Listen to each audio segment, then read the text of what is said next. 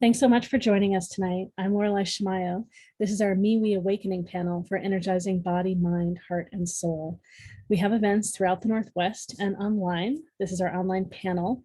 We have 5 practitioners on the panel tonight, and the theme tonight is working with the Fae and the elementals at the time of the autumnal equinox. So we'll be introducing ourselves, sharing about who we are and what we do. We'll talk a bit about the theme, and then we'll be answering questions from the audience. It's free to be here to listen and learn, and it's a small price to ask a question of the panel. It's 16 to 24 sliding scale and $10 for BIPOC folks taking a step to make reparations. Oh, I know we have one person in line already. If you would like to ask a question of the panel, we request that you pay first, and then please let us know in the chat that you've paid so we make sure we get you in line. It's exciting to all be here together. Let's see, I think anything else for me to share first, or I think we can just dive in. I'll be spotlighting us on the panel during most of our shares. I want to make sure that I get Gilly up in the front too. And yeah, and I'll be rotating people in and out as they ask questions. All right. Well, let's have the practitioners start to introduce themselves. And practitioners, go ahead and take 2 or 3 minutes to introduce yourself. And then we'll come back and talk about the theme too. You know, maybe a couple minutes now, and then we'll come back and talk about the theme after. Yeah, it gets mixed up a little bit. That's great. Let's have Susy go first, and then the River Witch Faery. Let me get you up on Spotlight, and let me get up first. All right, great.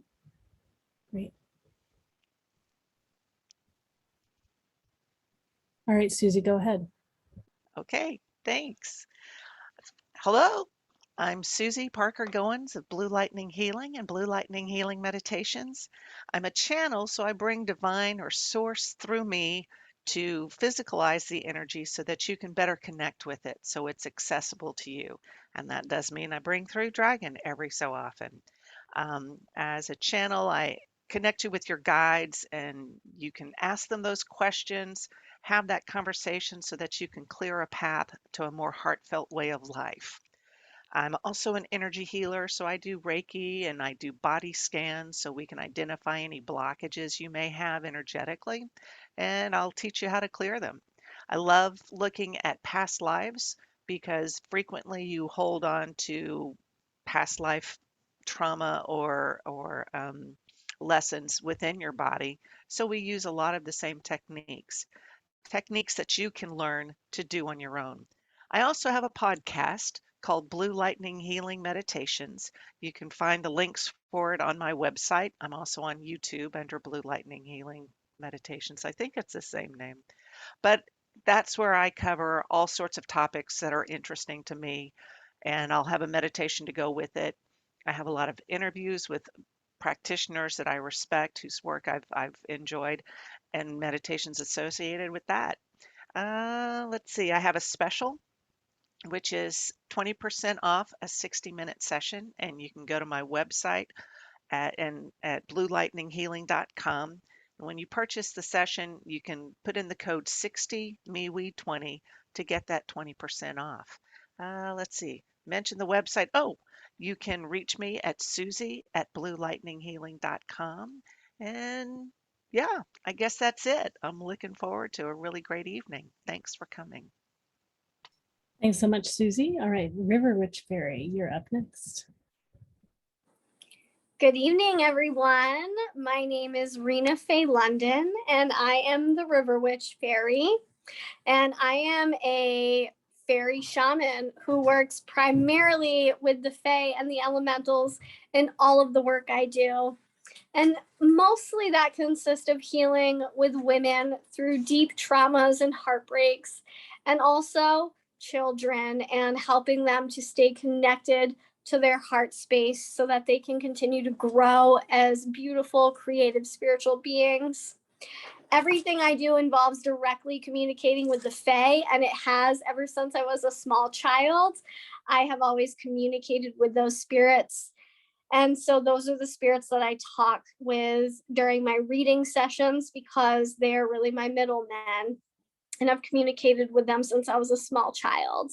I live in the White Mountains of New Hampshire, Tonight, I'm actually reaching you from the witch city of our country, which is Salem, Massachusetts, and I'm live from the Hawthorne Hotel. So it's kind of a really special night. I have my fairies here and the fairies of this really sort of heavy, mysterious witch city. And I am running a special tonight on fairy readings. Anything that you want to talk about within your life path, it is your chance to communicate with the Fae directly. And that is I believe 30% off. So I think the reading is only $35. So that's my special tonight. And I have my autumn fairy hat on, and I am ready to get into the dark season of the Fae, the harvest season. So let's do this. Thanks so much, Rina-fay. All right, Thorne is up next. Let's get Thorne's video on and Thorne up here.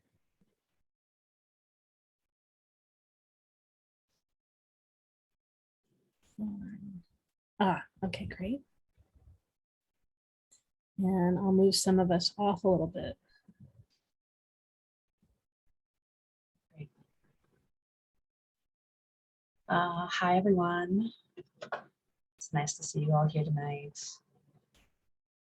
My name is Thorne. I'm excited to be here. We've got fairies and magic of the fall equinox and everything. I'm looking forward to it. So I do a few different kinds of work. I work with tarot and runes. I'm a life coach. I would deal with ancestral work, a lot of different kinds of avenues. I communicate directly with fairies and that kind of energy work. And I provide communication as a channel and one-on-one sessions especially. And this time of year is always really strong with that kind of energy, and I'm looking forward to this topic. I also have a special, and you can see that information in the chat. And I'll say Thorne's special is a pre-autumn equinox full moon readings, sliding scale.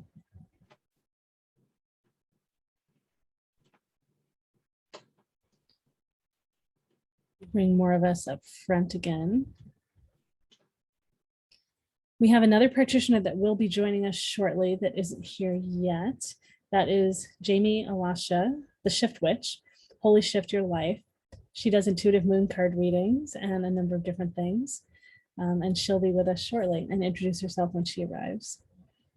I'm also on the panel as well as helping run everything tonight. My name is Laureli Shimayo.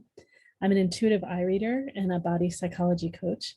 I read your eyes, read your soul, and answer questions about your soul path, your purpose, your career path, relationships that you're in if you show me the eyes of other people, and relationships you'd like to be in, matchmaking, hiring, all kinds of different things. I also use O cards in my readings. Those are oracle cards. Probably won't bring those up tonight, but the energy of those cards seems more connected to the Fae for me. So just thinking about that. And my body psychology work is getting more in tune with your body, more aware of the messages that come through your body, and then various ways of being able to use your body to shift as you move forward. One of my favorite things to do is matchmaking. I believe that eyes are the window to the soul and also the window to our soulmates. I'm able to help find your soulmates based on your eyes and their eyes. And it's great to do that with conscious online dating. We help you write a profile that really shares the best of who you are, shares your soul, and then we go looking through eyes of all the other people to find the people that are a great match for you. Yeah, so and I'm available to answer all kinds of different questions tonight. And yeah, and there might be another, I should say, there's one other practitioner that might join us tonight. If she does, that's Mary Sweeney, and she does intuitive readings and you and energy work. And yeah, we'll see if she jumps in a little bit later. And I first really connected with the Fae with her. Walking along the river, noticing different spots along the river and the trees where I always had been able to notice a difference in the energy. And, yeah. Anyway, we'll talk more about that now. All right, so let's talk more about the theme tonight and how that's related to kind of our lives, our energy, like this time of year. And yeah, so we can go ahead in the same maybe let's just mix it up. Let's have Rina-fay go first, and then, yeah, go ahead. Yeah, so this is a very potent time of year as we are moving into the dark season. We're celebrating the harvest, and that means that the veil is getting thinner. And that veil between our physical world and the spirit world begins to dissipate as we approach mid to end October, right? And I always tell people that the Fae and the world of ghosts or the world of our beloved dead who like to linger close to us are really one and the same. A lot of people don't understand that, but I actually just taught a class recently on fairies who specifically come out during this season and come out during Samhain. There are different types of fae who actually dwell in cemeteries because that's where they prefer to be because of the energy. Their energy is a little bit more melancholy, it's a little bit more dark. That energy inspires you to go more inward within yourself and sometimes face your shadow work. And there are also those fae who like to reside in those places because they like to support our beloved dead and they like to support us as humans in the mourning process and the healing through that. And then there are also many different types of fae who come out for Samhain to help guide our ancestors as they travel through that veil when it's thin enough and it's non-existent and those ancestral spirits are ready to come here and visit us and spend time with us. There are many fae who help to guide those spirits back to us. So this is a potent time in fairy lore. Never forget that the most powerful and potent day in the fairy wheel year is Beltane, and that is exactly 6 months to Samhain. They are sister holidays, right? They are the two biggest times a year that the veil is at its thinnest. And so we're at that halfway point, my friends. Happy to be here and discuss. Thank you. Thanks so much, Rina-fay. I was pulling up the notes that we have even in the event today, reminding myself. So the Shift Witch, who's going to be here later, she connected with forest elementals and house fairies early in life and now taps into them and the assistance with her healing work. And then part of what we say about the autumnal equinox, where the light and the dark meet. So ask the Fae and the elementals to help you stretch into your growth edge at this time. And let's see. So Susy, anything you want to jump in and share? And then Thorne can be next. Okay, cool. Thanks. I love this time of year. I have a window by the head at my bed, and I leave it open for as long as I can, and so I get to hear the rain coming. I'm in the Pacific Northwest near Seattle, and so when the seasons change, the leaves actually change colors, and you can see how Gaia is, dressing up for us in other splendiferous colors. And I love it. I love it up here. I also love the cool weather. I came up from Texas, which was just hot all the time. And so up here to have that delineation, that changing of the seasons, the passing of the year, it really feeds my soul. As far as the Fae are concerned,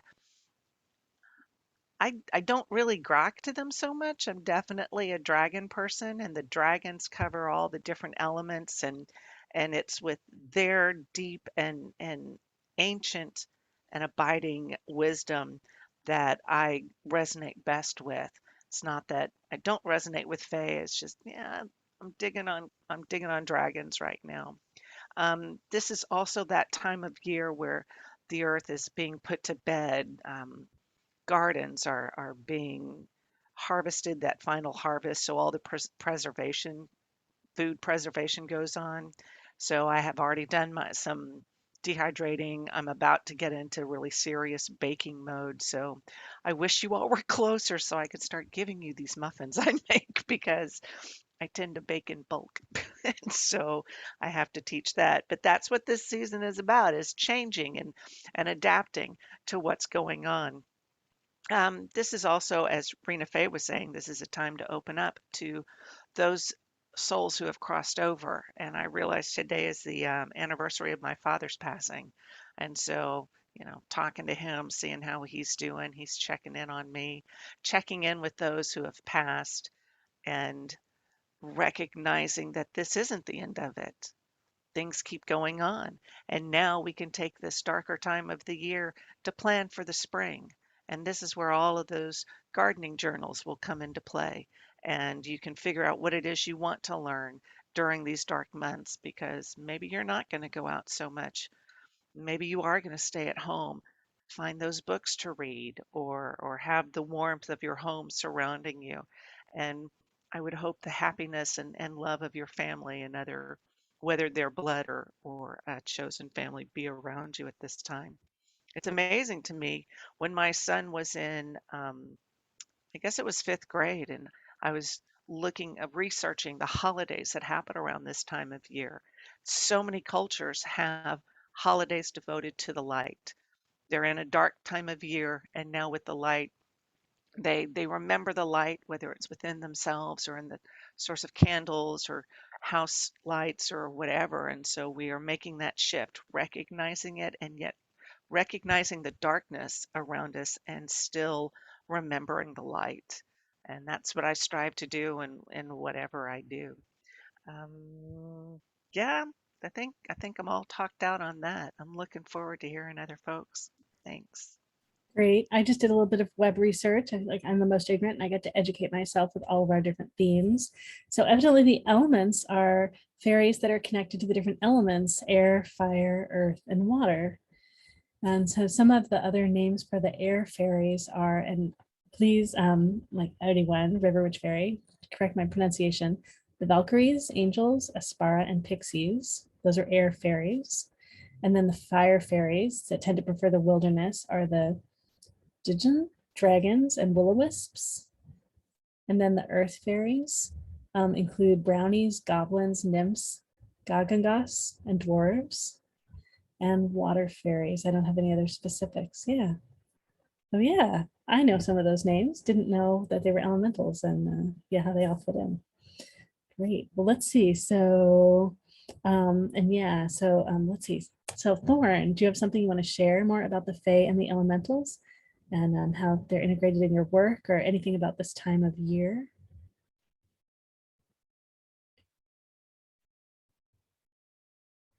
I'll move us off. Yeah. Yeah, I love this time of year, absolutely.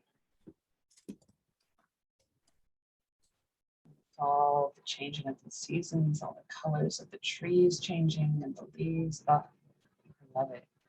Looking forward to a little more grounded energy. Yeah, this past summer was a little bit rough. It was hot. The weather was all over the place.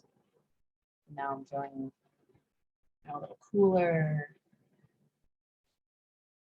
It's a little bit clearer at night and you can see the stars. And that shift is ready for it, ready to really ground down and move inward, build those inner connections. Just yesterday, I was shopping. I went and got pumpkins and apples and all those fall produce, absolutely ready for that kind of stuff. So my work with the fairies,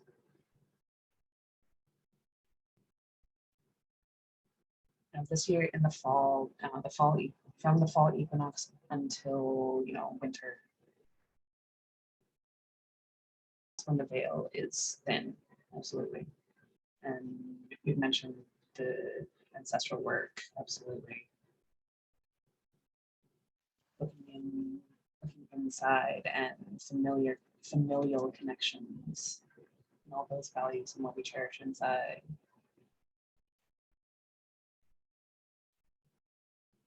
And seeing that change in the leaves around us.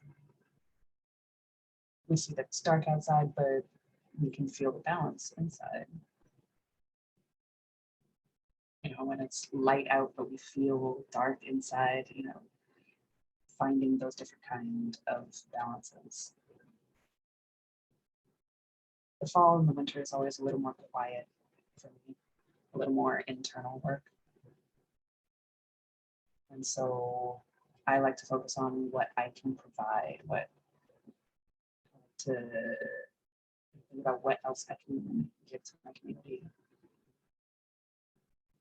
what kinds of things I can share, that kind of stuff.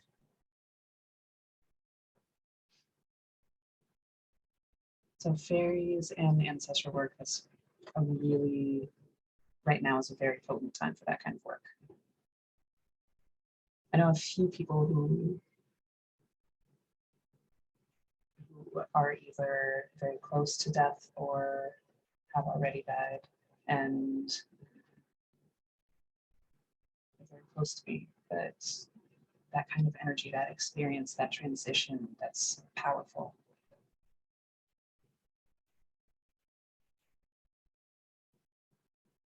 So now is a good time of year to think about things that you need to let go of. That internal work, that internal depth, so to speak. How do you honor that kind of change, that kind of transition?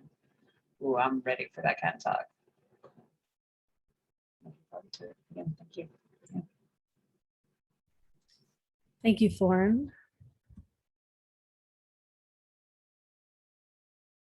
All right, let's see. I know we've got someone in line for a question.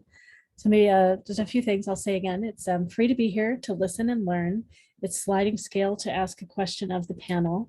It's $16 to $24. You choose what feels good for you to pay. 20 sustains our events. 16 is if you want to receive support, and 24 is if you have the availability, the capacity to support others. And then it's $10 for BIPOC folks taking a step to make reparations. We have one person in line already. And for everybody, when you ask a question, keep in mind that this is recorded and will be posted online. We may go deeper than you intend us to go in this format, or talk about topics that for us are related, but that you don't want us sharing about here. That's fine. You can give us guidance ahead of time before we share, or interrupt us if we go off course of where you want us to be. Just jump in, however works, so to get our attention and to have us change path. You'll probably hear answers from just about everyone on the panel. Yeah, I think we believe that everyone's intuitive, right? And we're all like that much more open tonight at this time of year.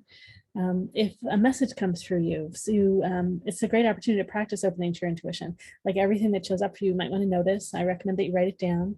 These kinds of messages are often fleeting. I request that you allow the attention to stay up on the panel tonight, though.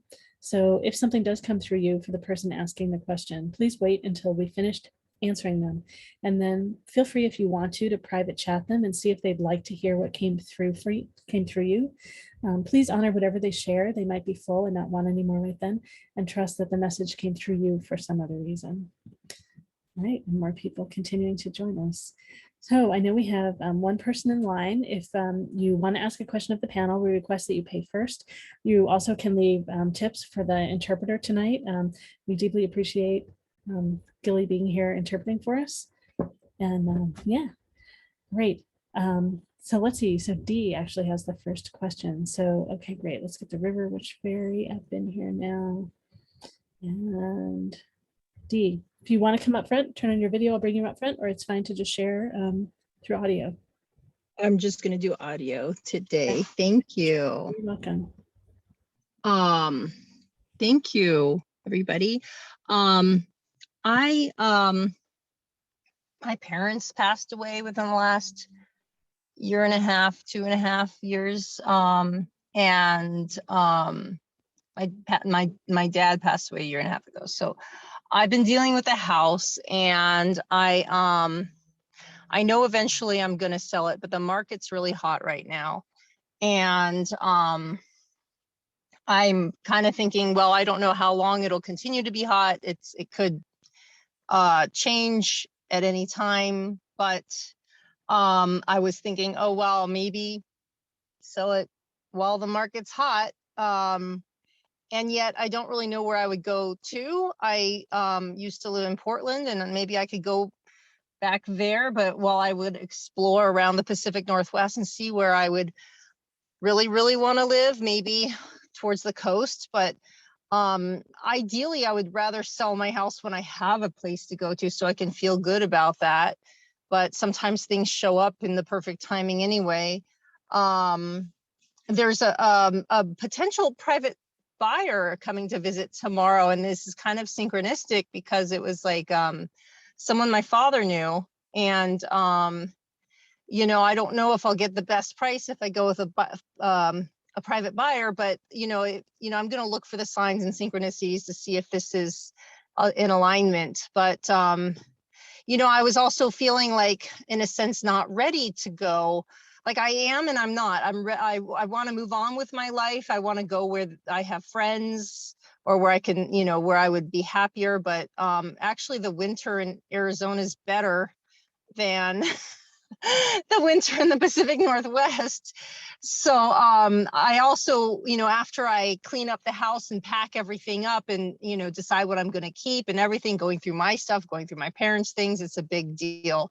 I would actually kind of like to enjoy the house and just kind of focus on some other things I've been meaning to focus on, like after dealing with all the bureaucratic, you know, estate stuff that I've had to deal with.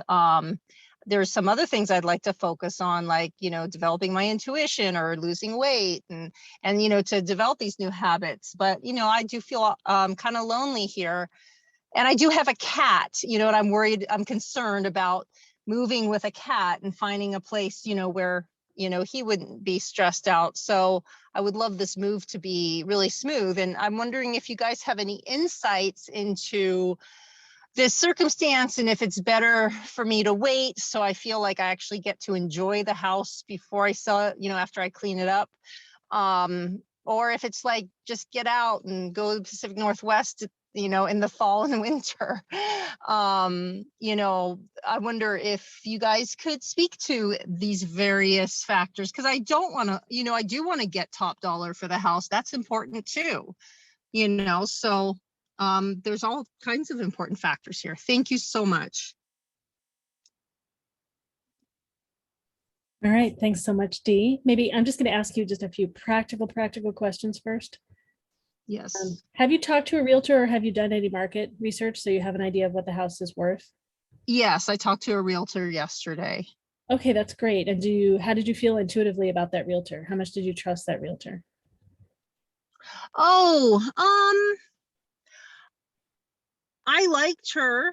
There was another person who was not very experienced that I liked more, but she said, you know, you should find somebody more experienced than me. But I liked her person. I was able to connect with the other person more, but she wasn't really feeling comfortable, you know, with her, you know, she's very new. But this person, she feels solid. The person I saw yesterday, she feels solid and knowledgeable and fine. I'm happy to still explore. And did she give you comps, or did she tell you approximately what she thought it was worth? Or now what is comps? Oh, this is all new to me. Comparables. So other properties nearby that have sold that are similar properties, so you get an idea of what the value might be. Yeah, she did. I got a sense for how much I could most likely sell the house for in this market.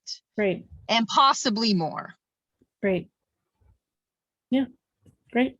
So when you talk with your father's friend tomorrow, if he wants to buy it, if you talk price, you at least have some idea where that lands.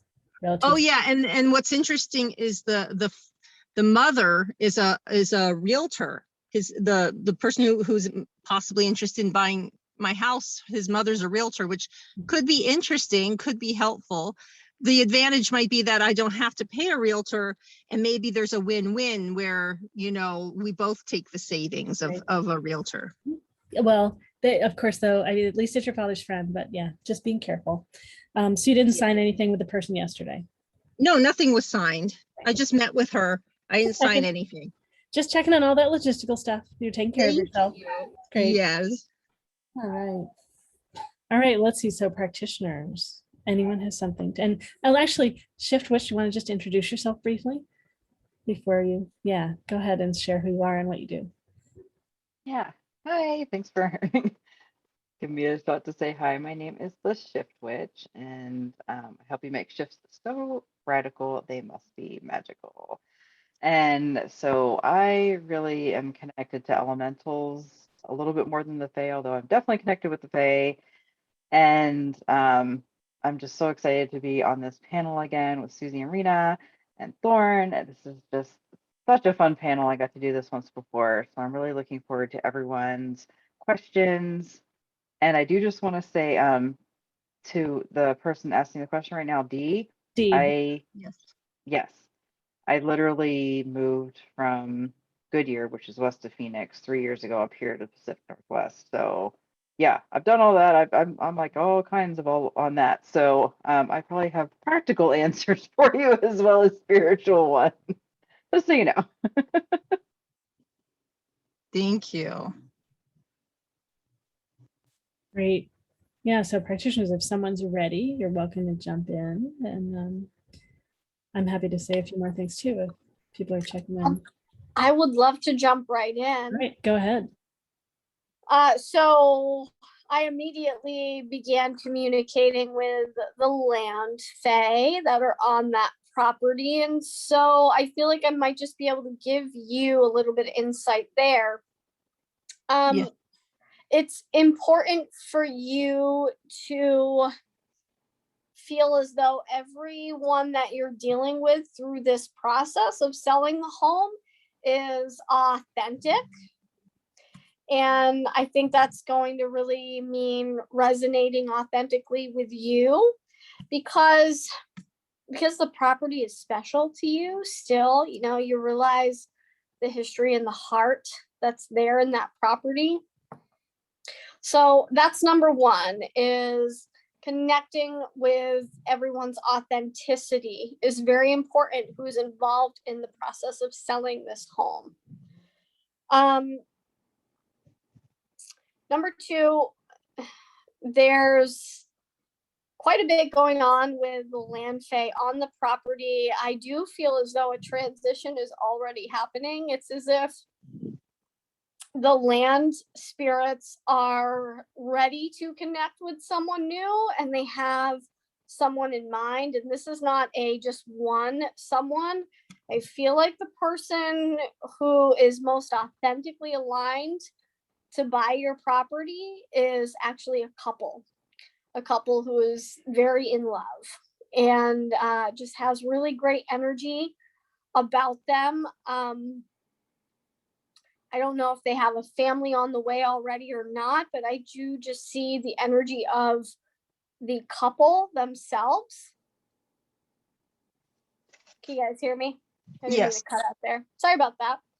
Yeah, so I don't know if they have a family on the way or not already, but I do just see the energy initially as the couple themselves. And the land spirits are ready to connect with someone new. So whoever this one person in this couple is, or both of them, they really have some ideas about how to naturally connect with the land and how to naturally sort of realign it and just reawaken it. I feel like they would be naturally good at gardening and caring for trees and caring about how the outside of their house looks, and maybe doing a lot of things with flowers and then herb gardening, something like that. They're just very natural folk. And there's like this quietness right now. I feel like there's this quietness among those spirits. And what that quietness really means is that it's okay for you to take your time. This isn't something that needs to be rushed, but they are going to help. They're going to help draw those people to you. And so it's really up to you to do kind of the detective work intuitively and thinking about how you feel about these people, the realtor, the people that come to meet with you, because it's really all about integrity. So I hope that makes sense. That's what I Yeah. have for you. Do you have a sense about the realtor I met yesterday? I don't, so I don't know if it's that realtor specifically, but there is definitely a theme here about you making sure that you feel authentically connected to every person that is involved. So, you know, I did hear you talk about that realtor briefly, and I know they said they didn't have a lot of experience, but you felt authentically connected to them. That's a really good positive sign. Because They're two. connection brings connection. Yes. So basically, let's call her Jay. Jay is the one I felt authentically connected to, and she's the one who's not very experienced. She gave me the number of someone else who I haven't called yet. This other realtor named A came through a different connection, through like an acquaintance, and she seems professional and knowledgeable, and I can't find anything wrong with her. Do I feel a super enthusiastic connection with her? Meh. But she's great. She's fine. There's nothing I felt that was not right. So is that, you know, but are you saying feeling something really strong?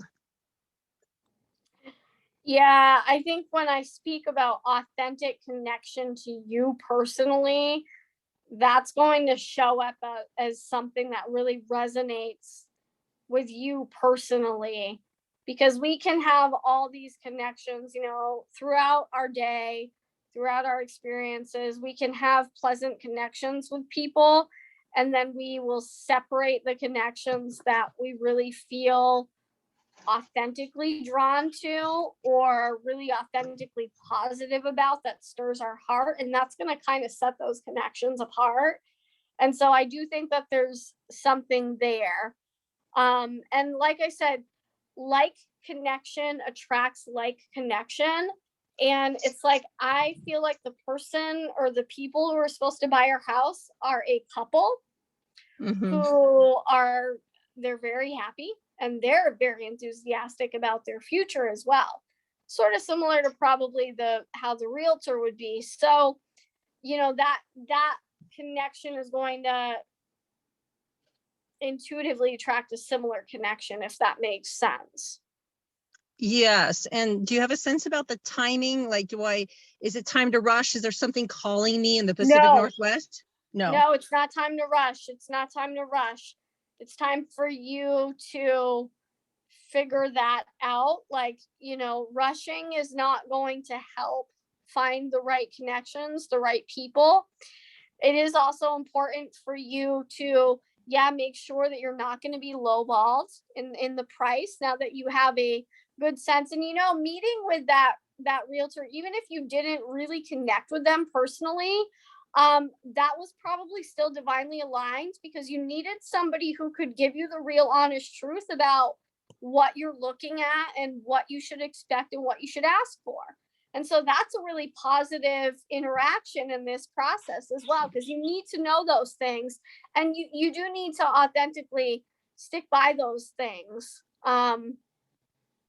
So that's a factor as well. So this isn't something that should be rushed. It doesn't need to be rushed. Like, do you see like in a few months, maybe like in early spring or something would be the timing? And just Rina-fay, wanted to make sure too, we're aiming to keep our answers to like 3 minutes. So we've been over that a bit, but just, so just go ahead, Rina-fay, finish up. Yeah. Thank you. So I'm seeing something about late winter. Okay. Okay. Perfect. Yeah. Thank you. Thank you You're so welcome. much. I really resonated with everything you said. Great. All right. Susie's ready. Go ahead, Susy. Hey, Dee. Rina-fay said so much that I'm like, oh, let's go riding along on this one too. Authenticity is, I think, essential. So when you mentioned that your father's friend, his mother is a realtor, and you thought you could cut that corner and not use that. I think it would be in your best interest to have your own representative. It would be tempting to sit there and want to not have to pay another realtor to do it, but you've got two realtors who can look at each other, and you have one in your corner who is holding your highest and best, your best interest at heart. And then there's another one who's holding her clients. So having them face each other in, I don't want to say the arena, that makes it sound way too, but to have them work together as opposed to having one person who might be having a conflict of interest there. It's an opportunity for you to stand in your truth, for you to be authentic and resonate with someone, whether it's this young one that you just met or not. This is an opportunity for you to trust your own intuition. You were talking about how you wanted to take some time to develop your intuition, and this is a great opportunity in which you can do that, getting the information you can and making decisions based on that. Um, it seems that you have a possibility, you have a tendency to overthink. And believe me, I'm the captain of the overthink team. I have the t-shirt that says, wait, let me overthink this. So I totally get it that you want to get as many answers as you can, but that in this time of balance with the equinox coming up, it's an opportunity to balance an intellectual place versus your intuition. So listening to your intuition, trusting your intuition is going to give you a lot more answers. There are times, folks ask me, can you tune into this person who's not even related to the conversation? And while I could get a general feel of the energy, I can't actually do a deep dive there because that's invasive according to my ethics, and I'm not going to go deeply into that. I agree with Rina-fay about late winter. It's going to have an opportunity to give you an opportunity to get more information in and to sort out what it is you actually truly want. Pacific Northwest is great. Is that really what you want? You have lived here before. You've had a connection there. Is that really a connection that you need to maintain? That's a good question. I wonder what if you want to expand on that a tiny bit. Well, it's easy to go back to what you were, comfort zone. You know Portland, however long it's been since you've been there. Yeah, there are changes, but then is that something that you really want to rehash? Is that something you want to go back to? I get how cozy the box is. It's nice. It's you can be all warm and cozy in the box, but there's so much more out there too. And this is where I would recommend developing your intuition. I use a pendulum. It's just, Yeah. like a necklace or whatever, and trust what you hear. Here's the thing. I have no family. I mean, my parents died. Yeah. I mean, I'm going to be drawn where I have a sense of love and familiarity. I don't want to live in Portland, but I could land there at least while I explore. And I know some people who could maybe cat sit or something. Okay. You just said you don't want to live there. I don't want to live in Portland, but I could land there temporarily. If that is a process you want to go through, then yeah, trust your intuition on it. I mean, I was thinking about the Oregon coast. I mean, I don't know where I don't know people anywhere else, and I don't know. Okay. I don't have any pat answers. Nothing is written in stone. You could walk But, left side out of the door and that changes your whole reality as opposed to if you walk the right side out. right. This is your opportunity to trust what you feel and to identify, to connect with your authenticity. Yes. So we can provide tools. I can provide tools and I can give you some idea, but I can't give you any pat answers. Right. Thank Okay. you. Sure, thanks. Yeah. Hey, I'll just suggest, I think connecting with your own intuition is super important. So I would find a place and a way that you feel the most easy and the most calm, like I'm imagining walking around in the yard on the property. Is there some yard there where you can, that's easy for you to walk and be Yes. outside? Yes. Yeah, it seems like walking around there and being in just like an easy motion for you and feel into your breathing, right? And asking yourself and just being aware of your body as you ask, kind of asking for yourself, like, what's wanted? What's wanted for me? What's wanted for the property? What do I really want? Asking for yourself. Yeah, because I agree. It says, I love Susy, what Susy shared in the beginning about the overthinking, because it sounds like you're just caught in the trying to think out what you should do. And like your heart and your brain are kind of going, blah, blah, blah, blah, blah, blah, blah, blah, blah, and you're having Right. trouble sensing. So that's why I like find a way to get more connected to your body. I'm such a fan of the body helping us find answers. Right. Right? Yes. So getting in a smooth flow and then noticing, like, just playing with the idea of like, in case your father's friend wants to buy the house at a reasonable enough price, and that feels easy, right? And so checking in, like, do I want to sell to him? Do I sell to him? Do I choose this pathway that feels easy? As you're walking and breathing and noticing, do you feel a lot of ease and like more flow in your body, or do you tighten up?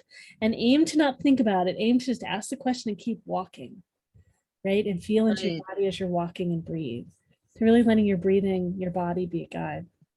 I'll find out more tomorrow, but he has to move out of his place by October 31st. That feels super rushed for me. That doesn't feel good unless he wants to let me continue living there while he moves in. Or maybe he wants to pay extra for that. Who knows? Okay. Yeah, you just have to see, and Yeah. feeling his energy, and who knows, like, and how his family life somehow connects in with what Rina-fay is seeing for family. Like, who knows? To find out. Mm-hmm. All right, so the shift witch has some things, and then I'm guessing Thorne has some things to share too. And we do have someone else in line as well, and maybe more people. Go ahead, shift witch. All right, so as promised, I'm probably bringing the more practical sort of stuff just because I went through that. Not to cloud your option pool, but there are also services like OfferPad and Zillow and Open Door, and they come, they look through your house, they tell you how much they'll give you for it after doing the inspection and figuring out what needs fixed, and you choose when it closes. You choose the exact date when it closes. So there's no, I have to be out by this time because this person wants to do this or needs to do that.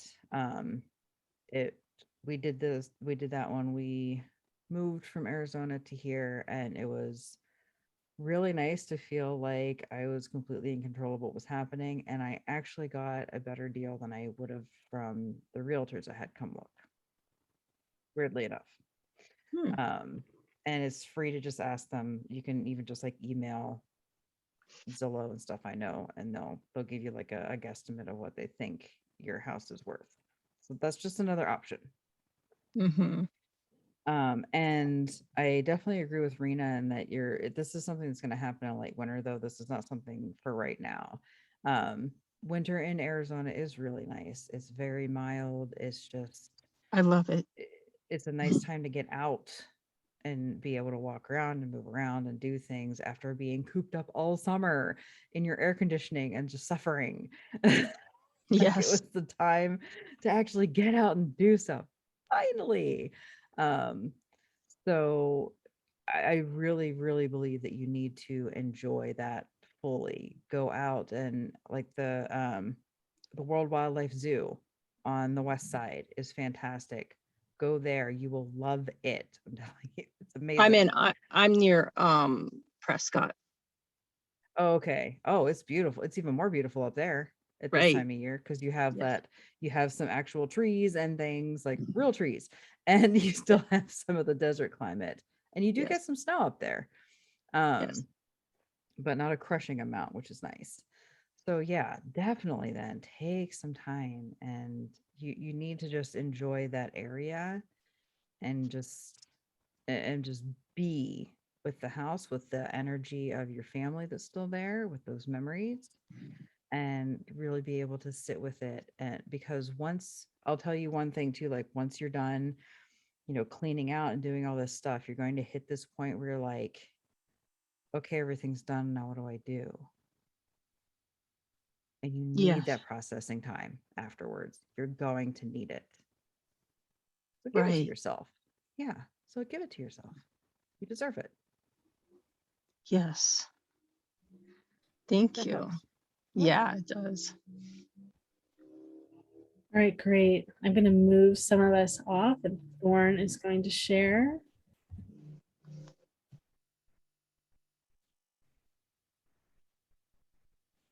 Yeah. Hi, Dee. That's a great question. Hi.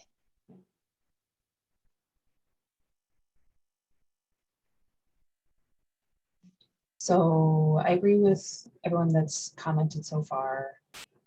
It's important that the person that you're selling to, that the two of you have an honest and authentic connection. That is paramount, absolutely. The energy that you feel with them, that connection is really important. Because that house, that land, you already have a connection with it. You already cherish it. And you're passing that along. So you want to make sure that the next person will also cherish it. And yeah, Yes. so don't rush. Don't rush. Also, take your time. Take your time to build that connection. Talk with the land. Talk with the house. Ask it questions. And it'll tell you. It will. It absolutely will tell you what it wants. Maybe not so much in words, but the energy, it'll give some things to you. Just be willing to ask the house, ask the land, and integrate that into yourself and do your research along with the information that you're gathering as well. Find that balance of what the best option will be that satisfies everything, you know, to continue that process of researching and figuring out all of the logistics. And as you go along through the process, you will find the answer. And You can't expect it to happen immediately. You know, it's a slow process. That transition will take time. It'll take time to, the house will take time to disconnect from you and your family and build a connection with a new one. So this is absolutely a time of transition. And so pay attention to what is happening inside of you, talk with your friends, ask for support, and that, because this is a kind of letting go. It is a kind of grief. But this time of year is the time of change and time of transition. And it is important to be kind with yourself. You know, don't rush to move. Don't worry about having to decide now. No. Our brains like to tell us to decide now to get the process moving, but our body, you know, like everyone else has been saying, our body knows. So pay attention to your energy and everything inside and the flow within you. There's one other thing. You mentioned that you already have a connection to the Pacific Northwest, but do you have to come back to it? Again, what's the reasoning behind that? You know, it is familiar and it's comfortable, get that, but maybe it's an opportunity to find a new place. And I agree with the River Witch. The end of winter, the beginning of spring, early spring, that's a little more, that feels a little more auspicious for selling the house. I agree with that. What else did I want to mention? You know, again, the most important thing is to trust yourself. Trust your intuition, trust your gut. You will know what feels right, and but also there's not really a wrong answer. If you think you made the wrong decision, it's never that. It's just a detour. You will always find the right path. you know, making a right or wrong decision. That's not exactly how it works. They will be finding balance between those. But that's my advice and my thoughts. And is there, you know, because the market's hot right now, I could get a lot more money for it. Perhaps, maybe it'll still be hot in spring.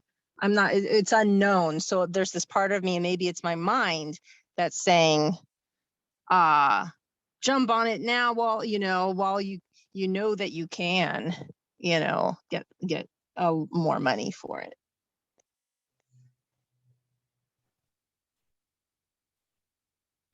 Or your video went off, so we're not sure if you're done. Oh, I think that period is still going to continue through this winter. I don't think that is like a hot minute thing that's happening right now and is going to end.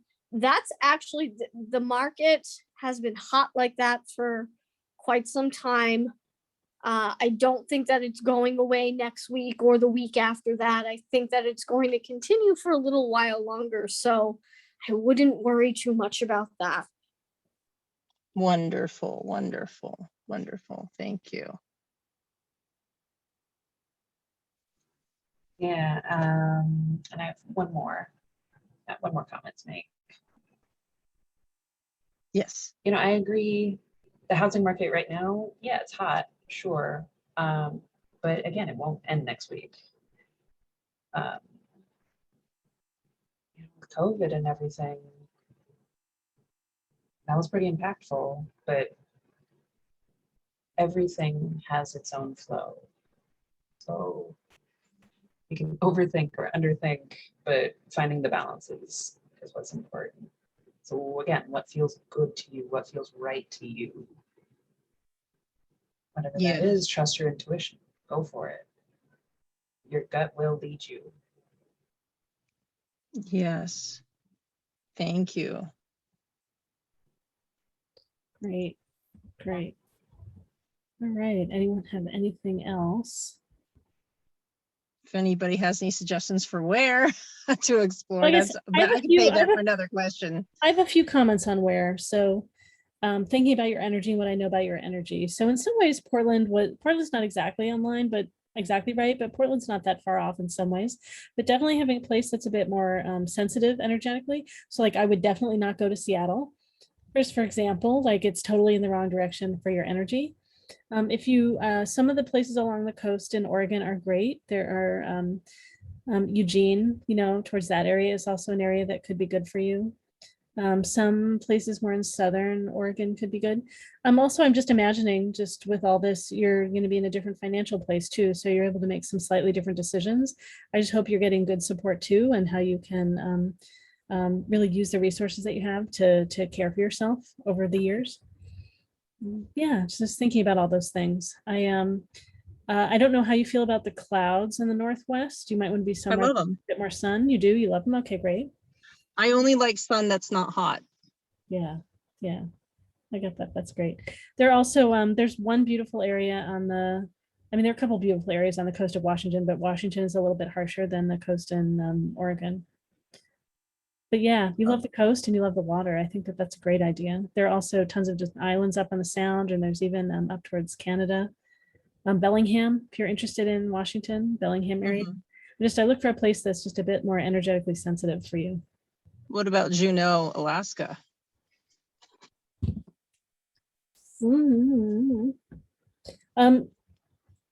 I think the people connections are really important too, and clearly you've been fine with Arizona. I don't know how much you've connected with local people, given the craziness of the last year.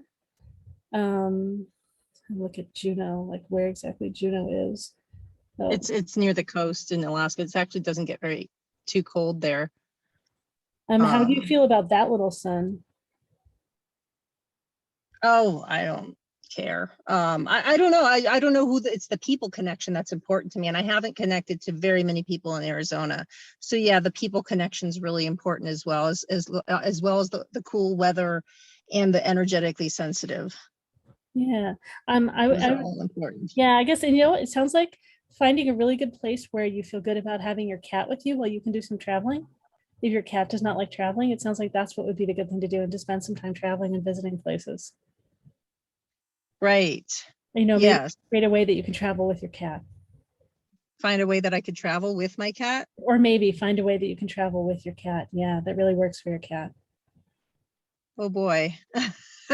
Yeah. I imagine he likes to stay put. So then maybe I'd just ask your cat where your cat wants to be while you travel. Okay. Okay. Yeah. Okay, I'll do that. You might be able, if you Okay. don't sell your house now, if you sell your house, you know, it'll be into next year, you can do some traveling during these next few months. Yes. Yeah. Find a cat sitter, you know, that can stay at the house with Maybe him. even someone that will pay rent. Oh, yeah. That could be helpful. Yeah, just ideas. All right. Yes. Yes. Thank you. Thank you so much. And when you say energetically sensitive, I just want you to define that for me a little bit better, if you can, if you don't mind. I know you got to move on. Sure, sure. Oh goodness. So I'm just I can't remember his name. David, one of the practitioners in HSPs and things like that, highly sensitive people in Portland. Or you just seem like you're probably rather sensitive to the energies of people around you. I Although- am very sensitive. Yes. Yeah, so just finding a place where you really feel aligned with the energy of the people, and it's a softer energy place. Seattle is much more of a harsh energy place, a more rugged Yes. energy place. So I don't think of it as being quite the right fit for you. That's what I'm. No, exactly. Yeah.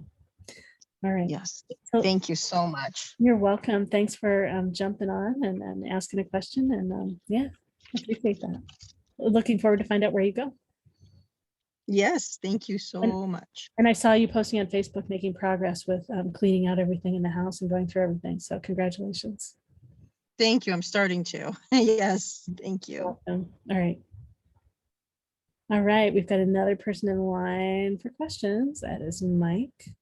Mike, do you want to come up on screen? I have no camera. Oh, okay. Well, then you won't be coming up on screen. All right. What is your question?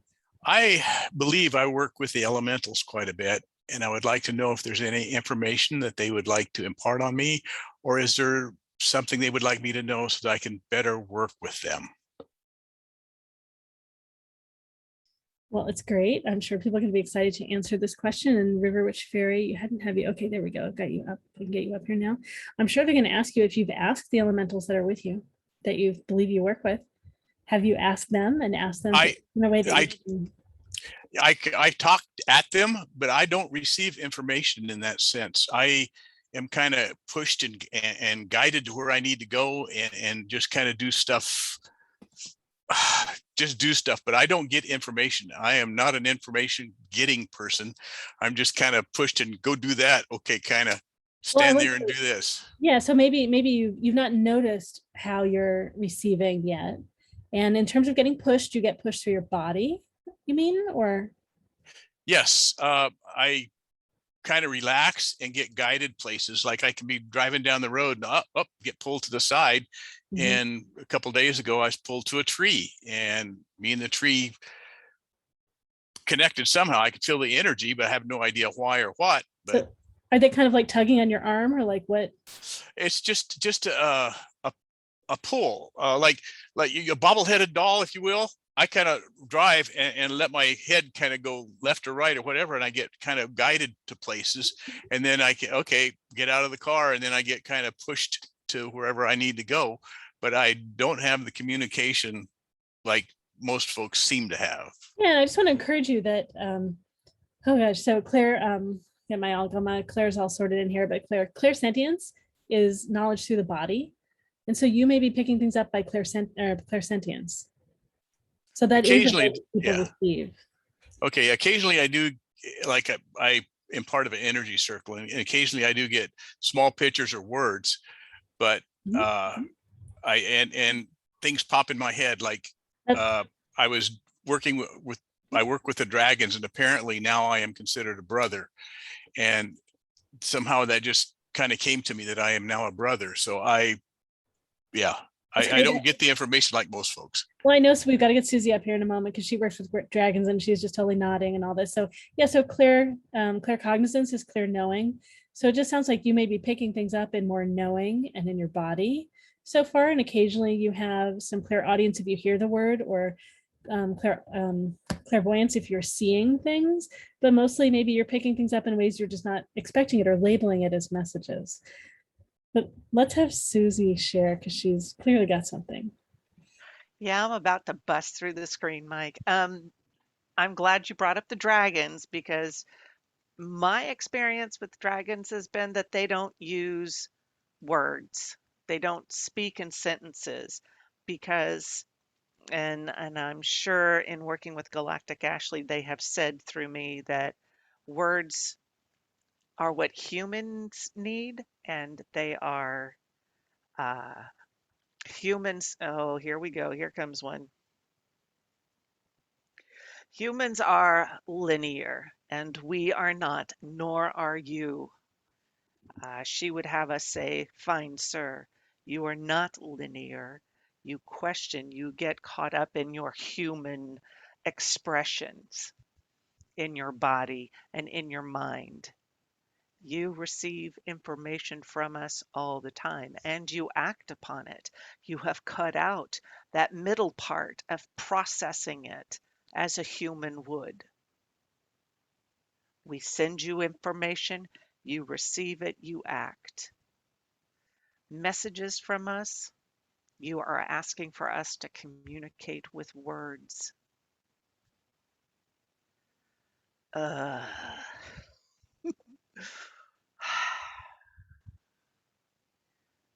Stay true to who you are as a dragon brother. Your energy shifts everything around you. That tree needed that added elemental support that a dragon can give. While you do not have wings on your body, you have wings on your heart and in your spirit so that you travel wherever you are needed and you are sensitive. You are aware of where we send you. You wish to add impact to it? No, we have taken you there. That is when you ask, what can I do to help you, dragon, to enhance this area? And you know you feel the energy through your hands as you touch the ground, as you hold the plants, as you gaze up into the sky with a dragon's eye. You know what you must be doing, which is to be an energetic being to enhance everything around you. Now, my brother, you are comfortable with us. You need not worry about if you are doing a proper job, for you are. Do you understand? Thank you. And yes, I do. Good. Great. Shift Witch is up next. Hello. I just wanted to say that, first of all, I'm really glad that you listen to all of those nudges, that you respond to those pulls, because a lot of people try to write them off as imagination.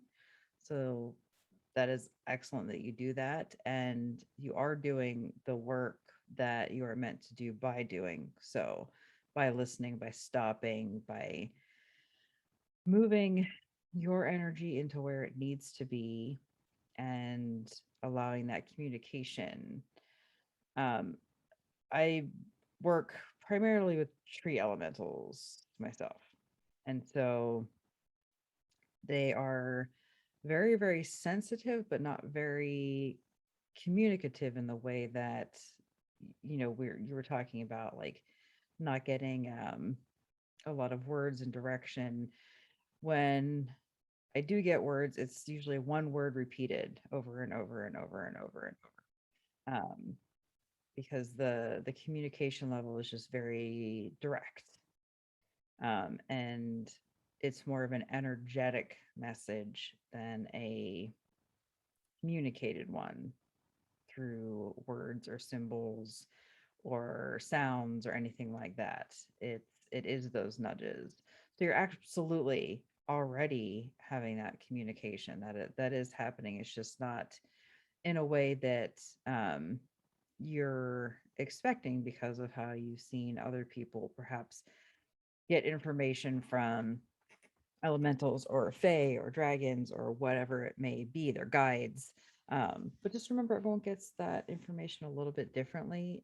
But the fact that you're already following all of that means you're already doing exactly what you need to be doing.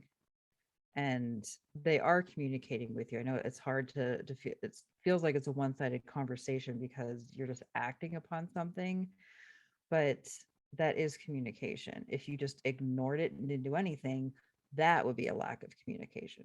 The fact that you're listening and allowing those nudges and those intuitions to move you is communication.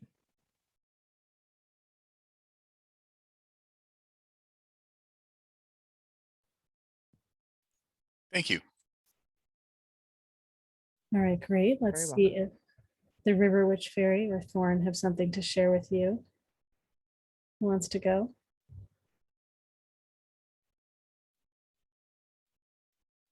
Rina-fay, Thorne. Anyone want to share with Mike?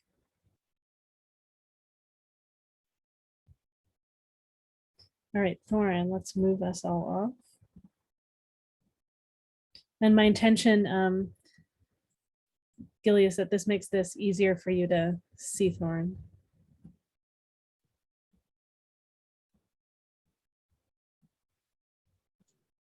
It does, thank you. All right. So I just have a short little comment.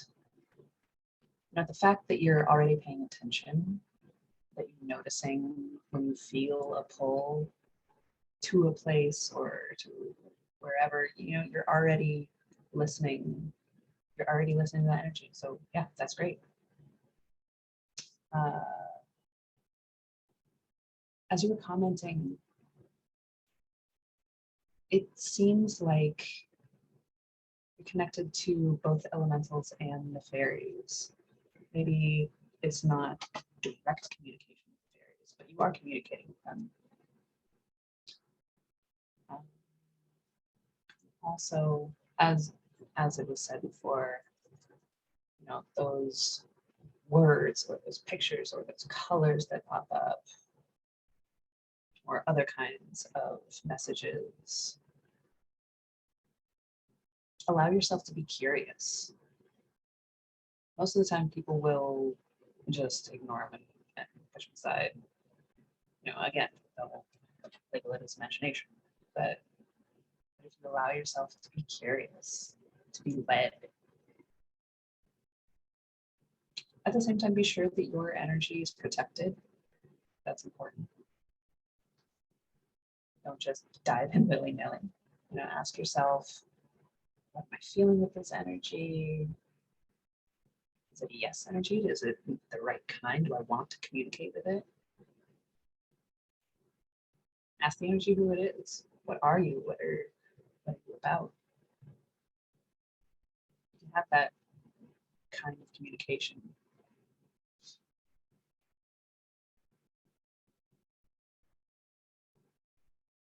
We don't want to offend the energy.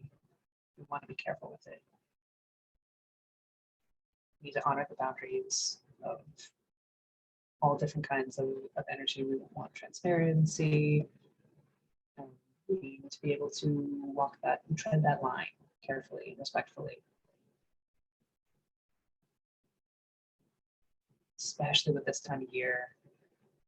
Energy is really active and a bit chaotic. The veil is thin.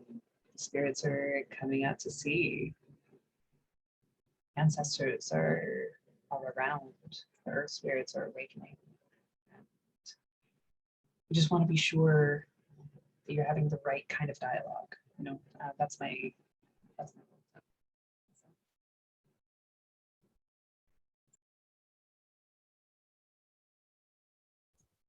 Thank you. All right, great. You're very welcome. Let's see, Rina-fay, is there anything you wanted to add?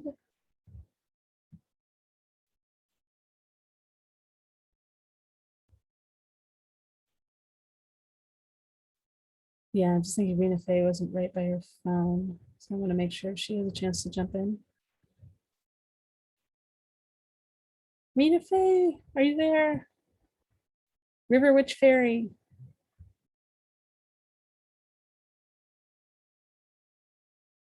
Let me see if I can text her, although she's not by her phone. Yeah. All right, well, let's see, when she comes back, if she has something, we will get her to loop in and we'll share with you then. Thank you so much, Mike, for your question. How do you feel after receiving our answers in general? Well, kind of not so lost, I guess, you know, knowing that I'm going where I'm guided and doing what I'm supposed to do. And so long as I'm of service, I guess that's the main thing, is being able to be of use and help. It's great. And I just encourage you to worry about it less, like be less serious about it, like play with what it might be, and trust that you're on your path. All right. Well, let's see. I think someone else is wanting to ask a question. Oh, yes, indeed. It looks like Emily. Let's see, Emily. Oh, there you are. All right, great. Let's get Emily up here. All right, Emily, what is your question?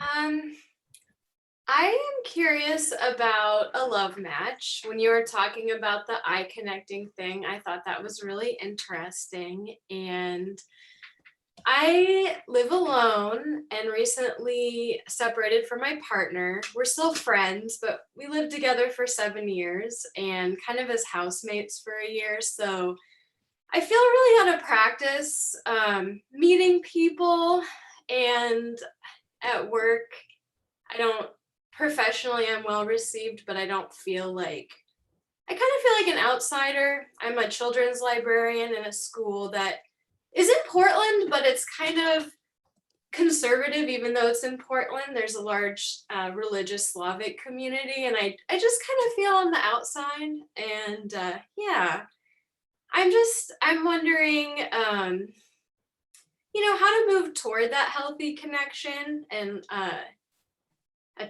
like positive attachment, not codependency, and then also just kind of like, what do you see? Like, is there a person type? Is there a place? Like, that's kind of like the fun part of the question, I think. But you say, is there a type? Is there a place? Is that what? Yeah. So I mean, you know, yeah. Yeah, great. Yeah, I can jump in and share first more about your eyes. So I can't quite tell the order. So my sense is that you're probably being a little bit more like cheerful right now than you are on average in your life. Is that right? Yeah, I mean, I think just being like talking to people, I spend a lot of time reading and like quiet. So it's not, yeah, I'm a little happier right now than normal, I guess. Yeah, it's great. I'm just trying to get an idea in terms of your eyes and like what's kind of your average state. So 3 talents that I think you have, and I'm playing with the orders, and you could be, and again, I'm not sure the order's right, but you probably have some combo of what's called scholar, priest, priestess, and artisan. So scholar is about absorbing information to build knowledge and share knowledge. And you could be just acting a little more like this right now, talking with me and being a little more serious with me. But I think that's there, right? And that you said you're a librarian. That's totally like would make sense, right? It's all about playing with data. Yeah. And then priest, priestess is wanting to uplift the kids or uplift the situation. It's about using emotions to pull people from where they are to where they could be, right? So aligning people, pulling people forward. So my guess is that you feel emotions deeply and that you have all kinds of encouraging conversations with friends and things like that. When you've dated, you might have had a tendency to focus on people's potential, not where they are right now. And then it can get frustrating because you're dating the potential, which isn't where they show up, right? And that you might be a little bit harder on yourself than you are other people, where you hold yourself to a higher standard of potential really than you do other people. Is that true too?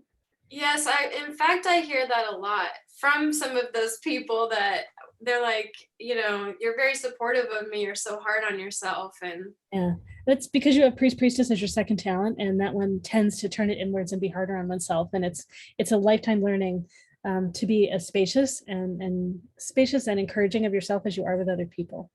Right? So you can speed through that faster, but it's a bigger lesson for someone that has priest priestess second. And then artisan is about freedom, creativity, pleasure, and energy. yes, my first field of study was fine arts and printmaking, and then I moved on to librarianship. Yeah, and I noticed that your energy goes down as you talk about librarians and stuff. Does that feel true about you? A little bit.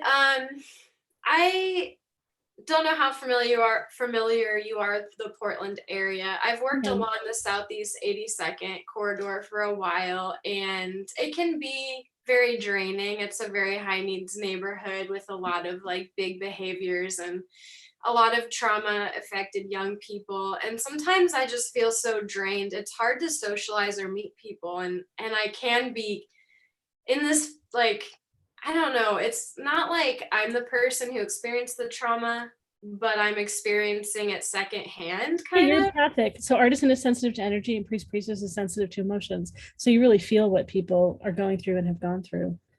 Yeah. Yeah, and then Well, COVID, and we're all back in person now. It's just been so hard to meet people, and I've been feeling really lonely and a little disconnected from art making since I stepped into librarianship full time.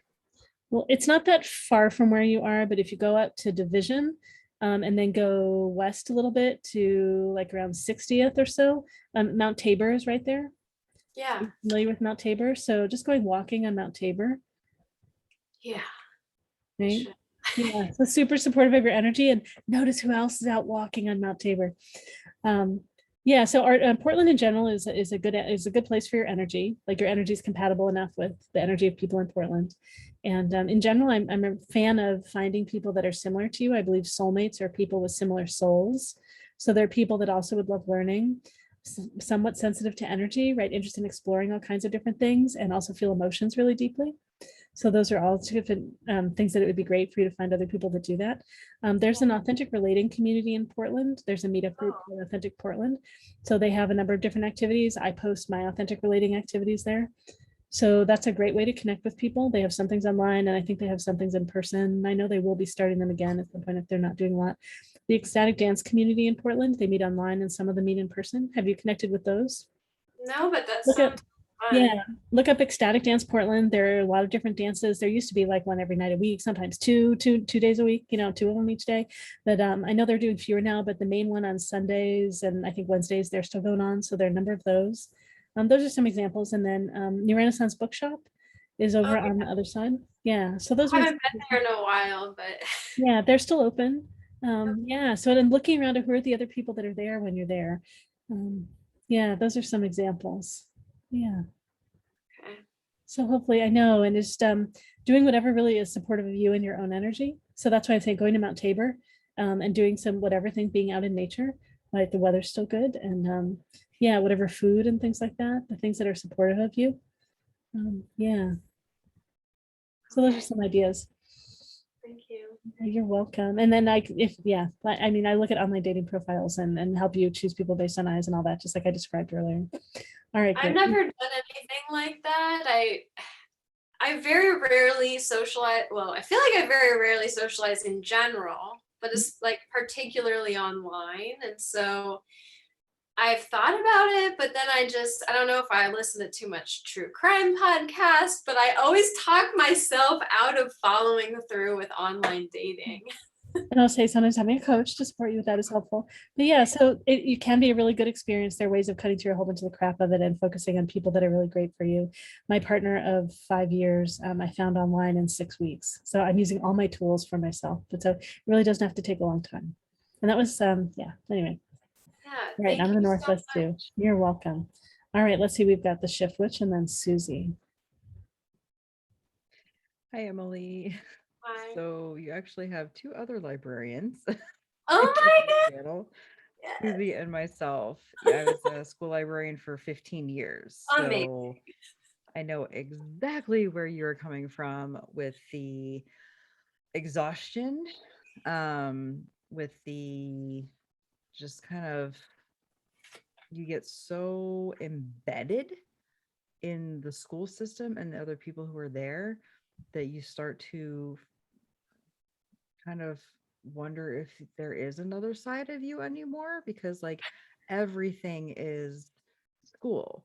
You have things at night even afterwards and all kind of other stuff going on. Even, you know, everyone thinks that you have all this time off, and it's like you don't really get to relax during that time off because you're dealing with everything else that you didn't get to deal with while the kids were there.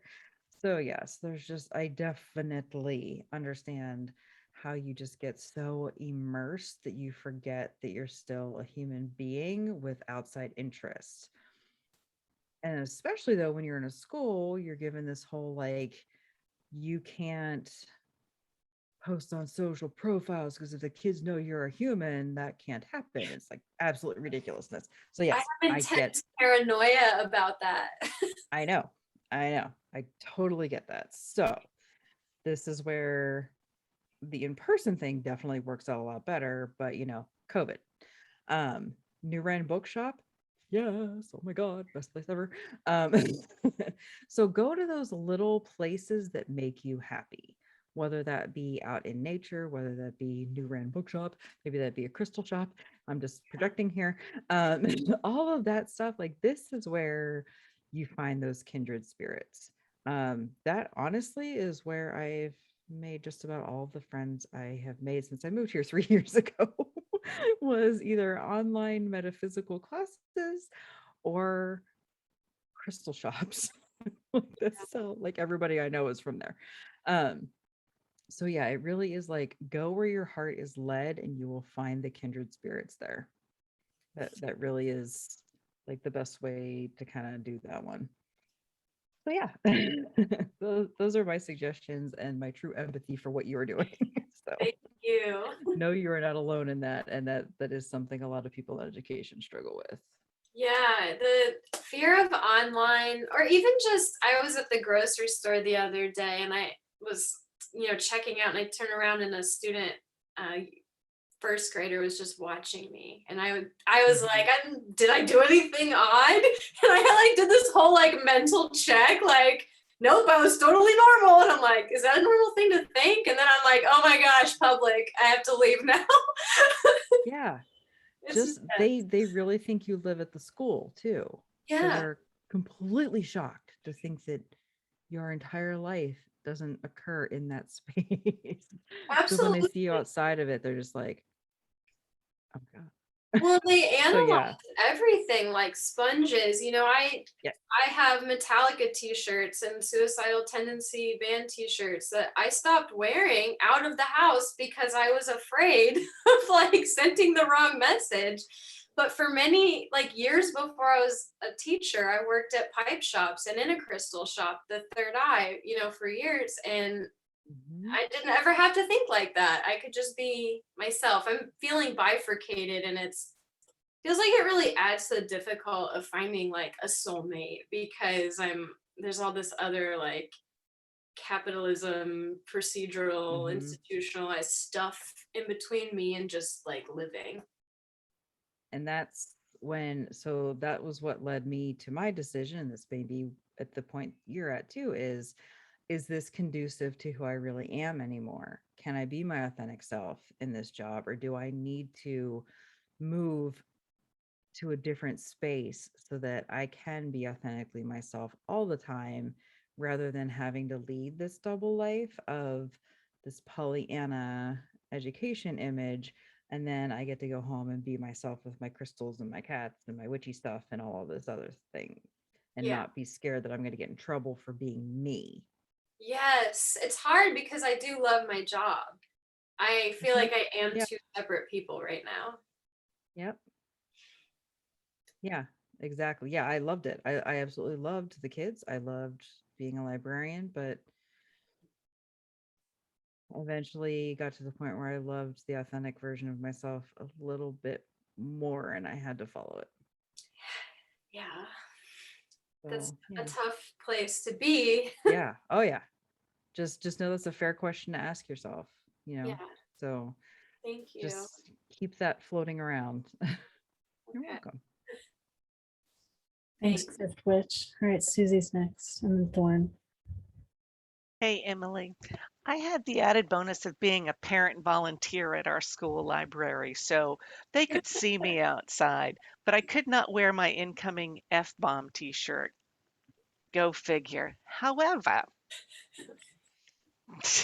as she pulls up her sleeves, I did draw some cards because I needed the help. The first card I got was Ocean and it was reversed. So to me, that would indicate to confirm that you do feel like you're stuck and that you've got to figure out what to do. Oh, and a side note, bifurcated, spoken like a true librarian. Thank you. Yeah. Okay, back to this. The next card I drew was clouds or shape shifting. So it is that bifurcated persona you have. You're this way here and you're this way at school. And I can see that pull and that tug as being very difficult. Um, I would like to let you know along that corridor you're working on, you said there is an Eastern European feel there. Okay, you are helping not just the students, but you are also helping their ancestors. Yes. That's part of the deep, deep work you're doing. And they, it feels to me that they have become overly dependent on you. In working with ancestors, not only those who have just crossed over, but those who are down the line, it I would encourage you to help them cross over. I've got a little text thread with a couple of friends of mine where somebody shows up and we go, okay, what do we need to do? So as you're working with it, you may get that feeling that I get the feeling that that you feel like you're being followed. Oh, And yeah. okay, okay. Well, that is ancestors who are coming and checking you out and making sure you can assure them that you are taking care of their students, that they needn't dog you, needn't hover around you as you are working with their students, that they are safe with you.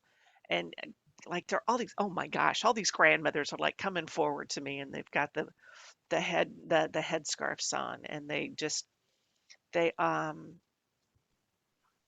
are they standing like this with their hands in a fist? There's some hand wringing going on there and they just, this is what one of them's doing. We just want to make sure she is doing it right. Very much a grandmother attitude. Are you doing it right? Not, I commend them for not saying not doing it our way, but doing it right. So you can assure them that you are there for their descendants' highest and best good. You want them to learn, you want them to understand, and then they will back off, and that will help you. There is a whole lot that is, the next two cards have a very wintry feel to it. One of them is, in fact, winter solstice. And is that a time thing or that? I don't think that's necessarily a time thing. It could potentially be. Nope, I'm wrong. It is a time thing. Um, Taking this time in the winter months and the cooler months to do that introspection, to work on this connection you want to develop with the metaphysical community. I don't want to take Thorne's thunder, but he has been listing off all of these places that are available in the chat. Also, Mike, our dragon guy, he is part of a spirit circle in Salem, I believe he said. And I would like to encourage you to, I encourage you to connect with these folks at a spiritual level so that you can find that. And it seems to me to be a spiritual connection that's going to be the first step in a long term relationship. Okay. And I'm not pushing any one person here. I'm just saying, as you become more in tune with yourself, with your own spirit places, with your own spirit. No, they have some, what's the word they want me to say? Your own spirit truth, not spiritual truth, but your own spirit truth. You have a good connection with those who have crossed over, and that may be something you could delve into. It's not really obvious, when you're talking to somebody's dead grandfather as you're walking through the store, but it is something to help you expand and see other opportunities around you. Yeah, Does this make I had goosebumps when you were talking about the ancestor piece. And so the school that I work at is half Russian immersion, and most of the students are native Russian speakers. Many of them don't really speak English. And so half of the library's in Russian. cool? And it's very religious, even though it's a public school. The vibe is very religious. And I'm a person that has a lot of tattoos, and it has taken me a while to earn professional respect, and it has happened, but it didn't come easy in the community. And now I feel appreciated, but I still feel very like repressed. I went to a Catholic school growing up, and it was very traumatic. And so even though I'm in Portland in a public school, I feel like I'm in the one place where I can re-experiencing my own trauma. Oh my, I'm so sorry. Okay, because there was a very conservative faction to our school. It's alternative ed. And so we had that, and me being like, let me wear my pentagrams, let me do all my, the blessings and stuff like that. People don't come to school on Halloween because they're afraid. I mean, it's just it's not the norm for Portland, I would say. Yeah. So, and that's where you can, if you so choose, help to shift the energy. It's going to be a huge, huge task. Yes, I've done it a little bit. I worked with contractors and redesigned the space, and that was like really well received, and it's opened a lot of doors. And a child complimented my tattoos, which are dragons and tigers, and I was shocked because normally they would say, well, you're going to go to hell. Okay, so I feel like I really made some little strides. For that kid, you are cool. You are seeing the other side. You are showing what the other side looks like. So there is not only the ancestors you're helping that the younger generation, which makes me sound like a geezer, but you're helping the younger kids to get it, to understand that there is more. So there is that catalyst. Being a catalyst, I tell you, is a booger. I have done it so many times, and I get tired too. I am not by any means saying, oh, you have to stay there. No, you go wherever you feel best. But having these metaphysical options, the spiritual community that thrives around you, start going there. Well, in one of them, I used to live in Essential Elements, which many years ago when it was on Hawthorne, actually. And so some of these communities I just have, fallen out of touch with. I moved to the Milwaukee area, but this work thing, it's not the only reason I haven't met someone, but it definitely feels like I feel called to make change, and it is happening slowly, but the energy that it's taking is killing my any life. Like, not just love life. I mean, like, I come home and I fall asleep in my work clothes, like sitting, and I'm like, whoa. And yeah. I know, Susie, you may have a little more. I just want to jump in and say we often repeat our family of origin patterns in dating relationships, and sometimes we repeat them in work relationships. And I'm concerned that you're repeating some of your early childhood stuff that's not healthy in your work. So I mentioned too Max List. I don't know if you know Max List, but that's a great list in Portland for finding work. Oh, thank you. Yeah, I've and I know Thorne's got things to share too. Susie, if you had more, go ahead. But I want to. All right. So you're okay. We're going to let Thorne jump in. Yeah. So Max List is MACS. Thank you. You are welcome. All right. Let's get Thorne up in here. Get me out. Hey, Emily. Hi. Thank you so much for your question. I pulled 2 cards for you. Two parts felt right. I pulled a couple from the fairy deck. First one I'll show you. Someone.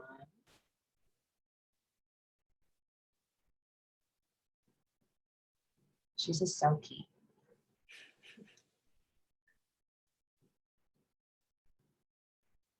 And so the Selkie is the seal, the two personality, half human, half seal. The human part is working all the time, busy doing all the things, and the seal is just in love with the ocean and loves that life. And so finding the balance between those two. Yeah. The human side can feel pretty heavy. And the seal side can feel a little lighter. So that energy question for finding that balance, I just wanted you to start thinking about that a little bit. And I pulled a number card. And I pulled 9. And the cycles of 3, 3, 6, 9. It's powerful cycle number. Sorry, the interpreter is clarifying. So 9 is the completion of the cycle. So it's a symbol for finishing your old patterns, leaving the past behind. So you're still figuring out everything with your old partner. So just pay attention to that as well. Yeah. And then the other card, oh, it's a great card. I love this card. So this one is going to be more about what the next step is.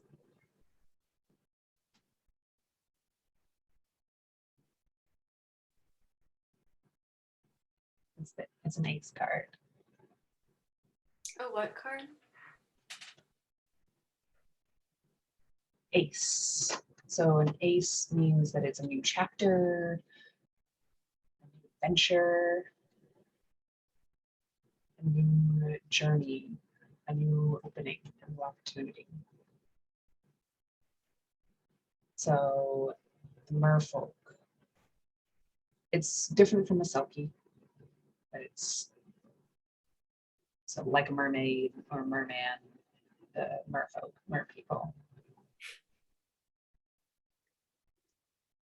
And they want to inspire you. They want to give you that, that little spark.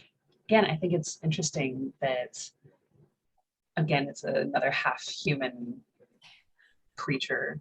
And so the Selkie card is more about balance, and the merfolk card is more about balance in a new beginning. I'm going to show you this one more time. If you can see down here in the corner. I don't see the card. Show again. Can you see that? I don't think so. You should have it spotlighted so you see 3 of you on the screen. Are you able to see it now? Or were you able to see it? No, I just see the panel. Okay, yeah. Thorne's holding up the card. Oh, do you have it on gallery view or speaker view on the top right? Oh, gallery? Yeah, it should be there. Thorne, can you hold up the card again? Oh, you know what? I just scrolled down. It only was showing a couple people. There we go. Oh, that's beautiful.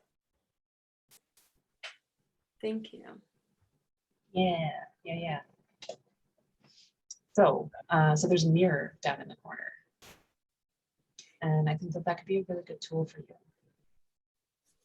So you can make yourself a magic mirror for yourself and really start looking deep. What does your heart want to connect to?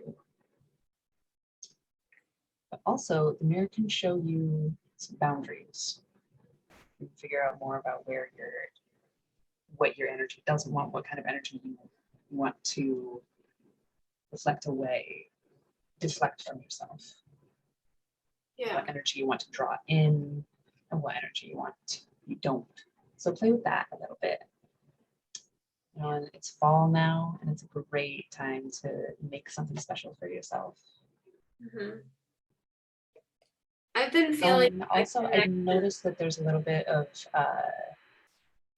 ancestral energy coming through, and those are definitely important to hold boundaries with. You know, like Susy was saying, clearly it's important to listen to them, absolutely, and let them know, give them information, let them know that you are helping these kids, that they don't need to worry about them. Yeah, it's all good. Just keep clear and open communication and respect your own boundaries, you know. And my last comment that I wanted to wrap up with, behind you, you have a pink dresser with hearts all over it. Oh It's yeah, really cute. It's really cute. it's a pie safe. Oh, cool. Nice. Yeah, I was thinking about that, and so maybe it could be a good time to change the color. You know, it's an opportunity to make something colorful like that, you know, set some intentions and see what you want to bring out from your inner self. Think about what color you want to bring out and be surrounded by. Something fun, you know. And that's one of my tips for you. Yeah. Hope that you can take these things with you. Thank you. Thanks so much, Emily.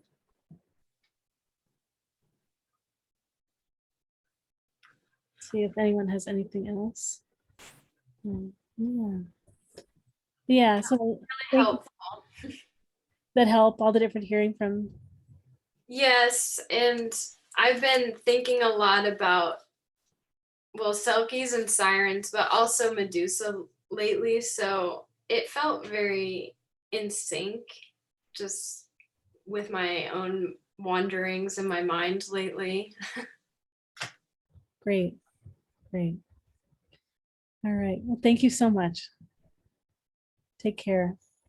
And hopefully our MeWe fair will be in Portland again soon. We have one scheduled in November, so.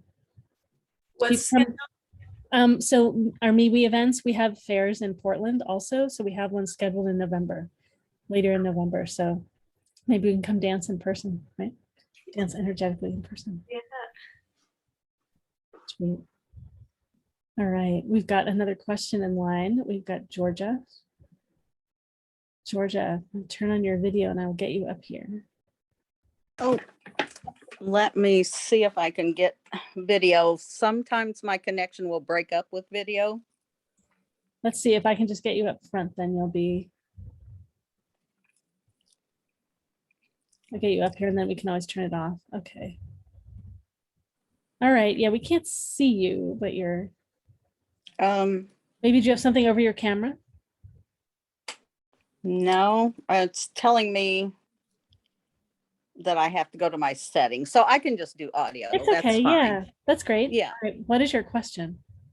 Well, it's really interesting that I just kind of happened onto this event, because I guess my question is, I've always been intuitive and kind of like Mike was saying, you know, I just kind of go where I'm guided and do what I'm guided to do. Sometimes I'm not sure where that's coming from. But one of the things that has happened frequently throughout my life, like my property I'm on, I literally have a photo that I took at dusk one night where there are orbs coming out of the trees behind my house and going across the road. And as I've traveled, there are other times where I've had like a golden orb come up to the window of the room I was staying in a hotel, and I've had starburst lights come up next to the road where I'm at when I'm driving. I mean, just all these different things. And I never knew what that was. So when you all are talking about elementals and the Fae and all of these things, I'm like, well, maybe somebody could give me some guidance on what this is and, you know, how I can work with that energy. I even have one area inside my house where I see lights, you know, streaks of light. I mean, it's kind of hard to describe, but it's this brilliant white light, and I'll see just streaks of it, like almost like little entities. And if I haven't seen them for a few days, I can literally say, hey, are you still there? And then I'll start seeing them. And when I first started to see them, I thought, oh Lord, my, you know, eyes are going wonky. And I saw an eye specialist for an exam, and she just kind of smiled and said, there's nothing wrong with your eyes. You know, you're perfectly fine. So again, just kind of wondering, you know, what this connection is. It's a great question, and we're so excited that you stumbled upon our event tonight. So that's great. All right. And we're thinking that dear Rina-fay has fallen asleep. She's on the East Coast and it's really late there. So she energetically is connecting with this question, I know. So we'll see, maybe she'll wake up. All right. Shift Witch is ready. Go ahead. Hi, Georgia. So I can definitely relate to that, seeing things moving around in your house and wondering if your eyes are playing tricks on you. I saw fairies a lot when I was younger, but I hadn't the faintest idea what I was seeing. They just were pretty colors that were flying around my ceiling, and I got to watch them zoom in all these shapes and do all this fun stuff. So yeah. So the thing I got is, so what I heard is you remember. And what I mean by that is you have not forgotten your imagination, nor your childlike sense of wonder. And that is why you are still able to see all of this stuff, because we can all see it when we're young. It's just there, it's part of our natural environment. But we convince ourselves out of seeing it, stop seeing it, ignore it. All sorts of different things happen. But it's wonderful that you have not had that happen and that you do continue to see them. And the main thing I'm going to say is the thing that always annoyed me when I was first learning is to say, ask them who they are. It's like, oh, you know, it's one of those things where you're like, oh, I could just do that. Yeah, well, yeah, I guess I've never thought about that. Yes, that's what I mean. Like, it's one of these, like, oh, I never thought to just say, hi, I'm so and so, who are you? You know, it's this basic introduction thing we do with other humans and even with animals and things. We're like, oh, wait, we could just do that with beings too. We can do that with Fae. We can do that with elementals. We can introduce ourselves. And it may not necessarily be our mouths talking and making noise. It may be more like, you know, sending a pretty color or imagining some like shiny pretty things, or even having some of those things with you as an offering. It may be that they are attracted to how you smell, how you're dressed. Most likely though, it is just the brightness of your own light that is shining, that they see, and they're like, this one sees us, we gotta go say hi. And that's the biggest thing that's going Well, on in the middle of is, my property too, I've got like I've got like 4 acres, and in the very middle of our property, there is this huge ancient oak tree. And oh it's just like there's a yes, complete clearing around it. And I've always been drawn back there to that area under that tree. talk to her. She has so much that she can tell you. Just walk, okay, walk in a circle around her Okay. clockwise 3 times, and then stop and face her and just wait for any kind of messages from her. And then approach her and just place your palms on her and allow that exchange of energy and information between the two of you. And when you are finished, walk counterclockwise 3 times around her to release that connection for her and yourself. And then you can sort of go about your business again. Mhm. But it's Okay. just a really respectful way to approach a being that is that old and has that much knowledge. So that's why I just suggest Mhm. approaching her in that way. Not that you couldn't just, walk up and place your hands on her, but with that sort of age and Mhm. experience level, it's just, it's an elder. You're approaching an elder. So you just do it a little more respectfully with a little more pomp and circumstance, so Mhm. to speak. Okay. So yeah, oh Okay. my gosh, yes, she is really beautiful. She is dropping some of her leaves already, just some of them. Is she already? I haven't been back there in the last couple of months, so because Go visit. everything's the path down to it is kind of grown up at this point, but as the leaves come down, there's literally an open path to it. Nice. Yeah, go visit. Especially during this transition, Okay. this equinox that is happening. So you get a full moon and an equinox, Mhm. big energies right now. This would be a fantastic time to go check in Okay. and see how she's doing. Okay. And at one Yeah. point, quite a few years ago, I was just drawn to do a blessing and give offerings on this property, and I did. Oh yeah. Oh And yeah. so, since then I've seen even more of the lights and the orbs and what have you. Yeah. But they and like just follow me wherever I go. Yeah, follow those intuitive hits like that. Yeah, anytime you feel a call to do that, do it. Okay. Keep doing it. Yeah, absolutely. How fun. Oh, I love it. Thanks. All right, great. Susie's ready, and then we've got Thorne. I'm going to be fast because I know Thorne's going to hit all the points, and Shift Witch has hit many of the points. I think that's where the Faery's coming from. Your lights are coming from the oak, and you said you had made an offering. Please make another offering, Okay. and lots of gratitude and love. They are so happy for you, and that you can see them. And really, anything Jamie said is like, yeah, it nailed it for me. So there, I'm good. Thanks. Now take it away, Thorne. All right, let's move us all around the screen.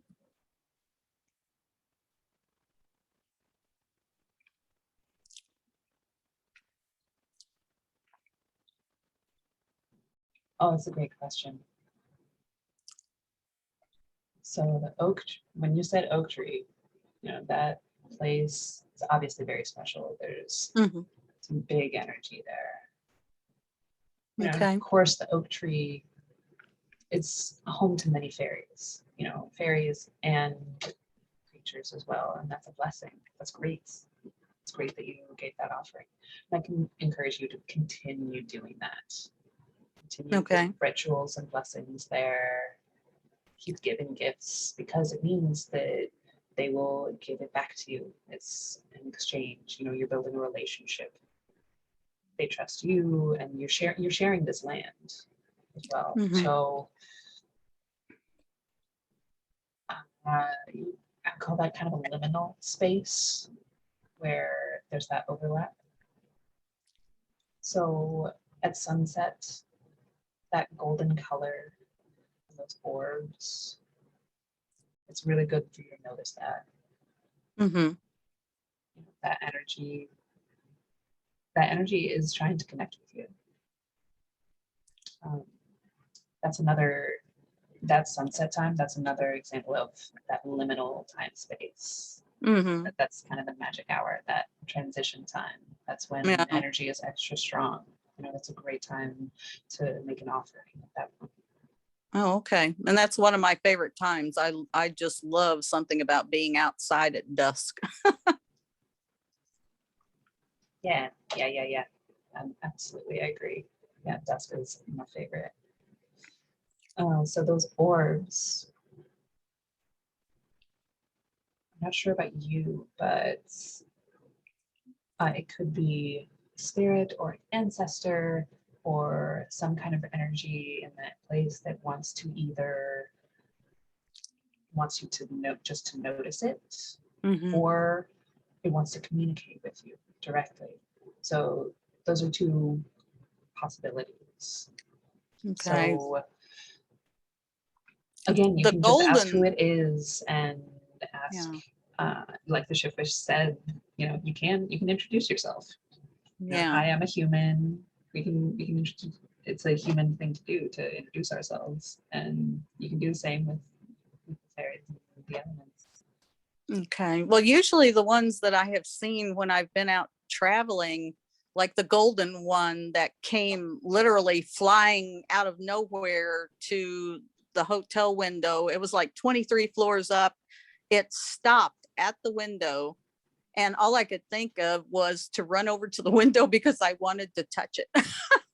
But it just stood there and hung in the air for a minute and then shot off. And I had a friend with me and she actually saw the same orb.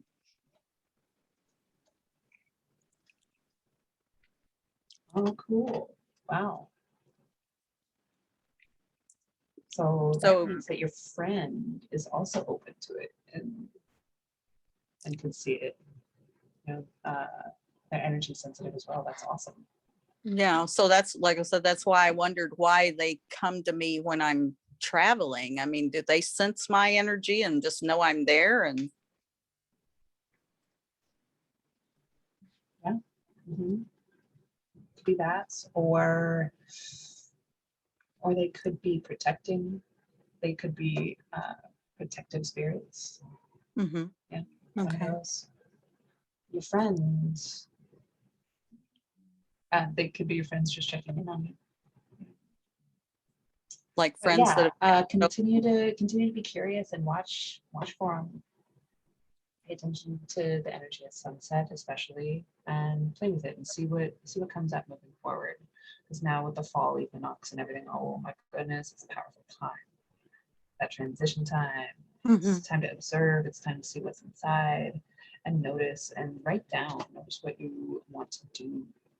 Notice where you're being pulled to.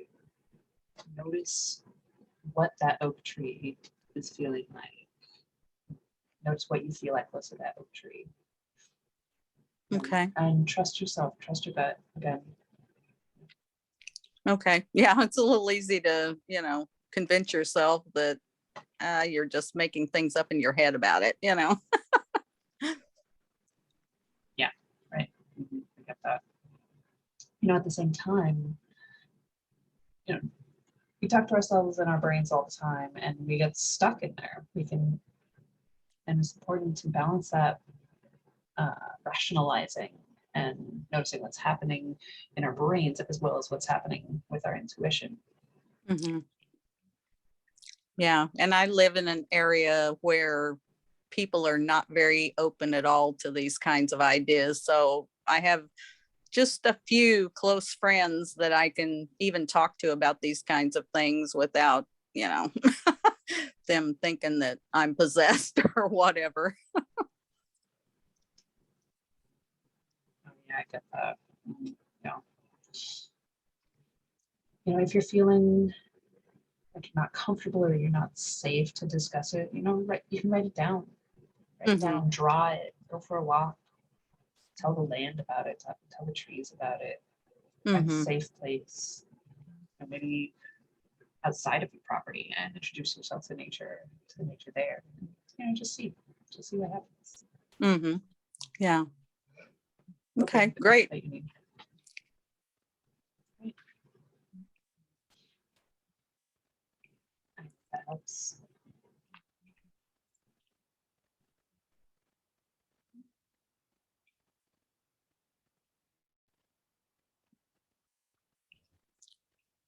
All right, great. It looks like we got a goodbye, by the way, from the River Witch Fairy. Yeah. Rina-fay, if you want to come in and just say goodnight, you're welcome to do that.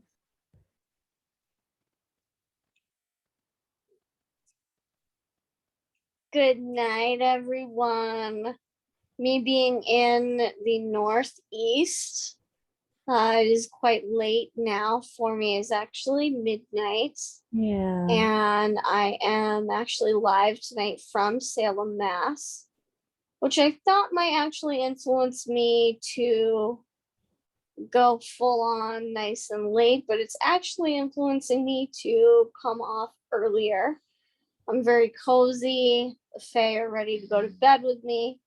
And so I wanted to say happy harvest, farewell, and good night from myself and my Fae to you. And blessed Samhain. Thank you, everyone. Good night. Thank you for being here. And anyone that wants to look, they can reach out to you at Rina-fay89@gmail.com. That's RINAFAY89@gmail.com. And your event special are fairy readings that are $35. That's 30% off. So reach out to Rina-fay to work with her. Thank you, Rina-fay, for being with us. Blessings as you sleep. All right. All right, let's see. Anyone have anything else for Georgia? All right, great. Thank you, Georgia, so much for your question. I'm so glad you found us and jumped in to ask a question. Well, thank you so much. I appreciate it.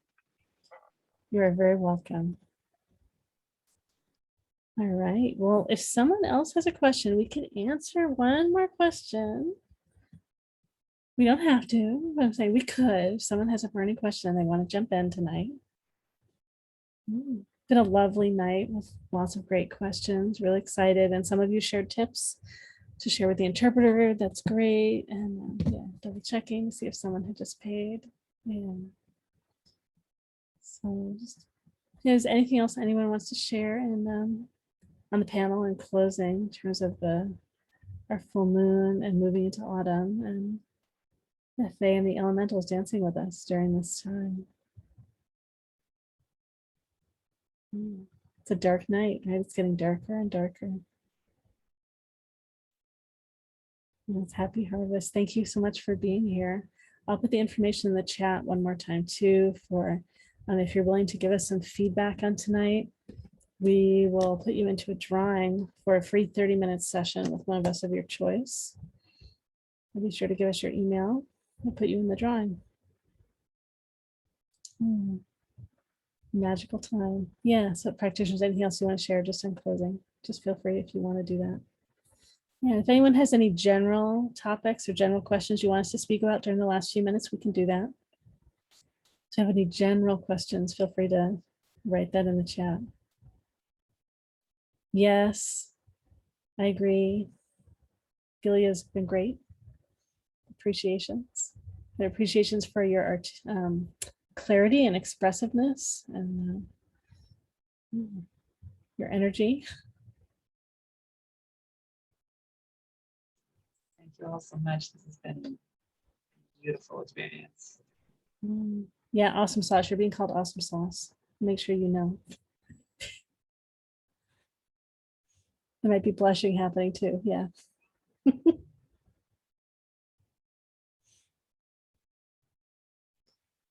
Oh, yeah. So thanks everyone. We can we can come off spotlight and well, let's see. So I guess so practitioners, let's go around and I'll share a little bit again about who we are, what we do, what we offer, and our specials. And I'll put them in the chat. I think I just put them in the chat just a few minutes ago, but I'll put them in the chat again as we share.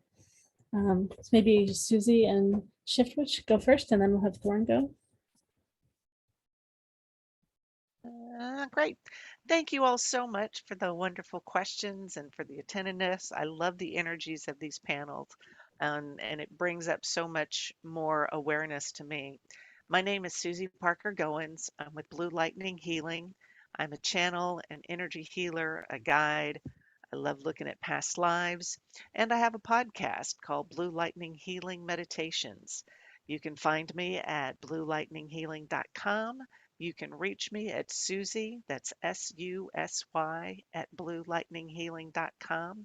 And my special is 20% off a half-hour reading. And yep, love y'all. Thanks so much. Thanks, Susy. Right, Shiftwitch. Everyone, I am the Shift Witch. You can find me at theshiftwitch.com or email me at theshiftwitch@gmail.com. And my special tonight is 20% off any healing that includes sound healing with crystal bowls, Reiki, and elemental earth energy healings. And all can be done remotely. So you do not have to be local for that. I am also incredibly attached to the moon. That's where I keep looking at as I can see her from here, and she's really beautiful tonight. So I do offer moon card readings as well mostly at the full moon. So if you ever would like to see what the next moon cycle has in store for you, you can reach me to do a moon reading as well. Thank you so much for everything that you shared tonight.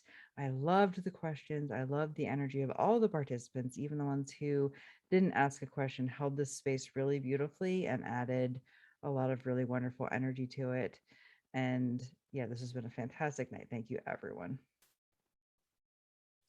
Thanks, Shift Witch. And then we've got Thorne. Let's bring us out of here again.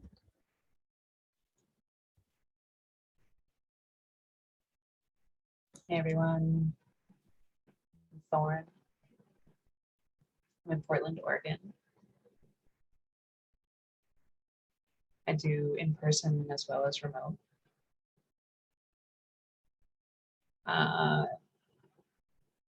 In person is a little less frequent. I typically will do online, but I work with tarot, I work with runes, I do energy work. I connect with ancestors. I'm a life coach. I also work with fairies and communicate directly with them. I'm a guide and I do one-on-one sessions with them. My special for the week, for the full moon special, well, both for the full moon and the fall equinox.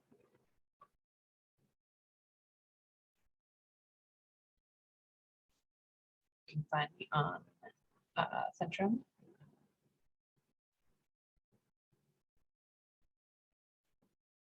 My website is www.spiritoracle.com.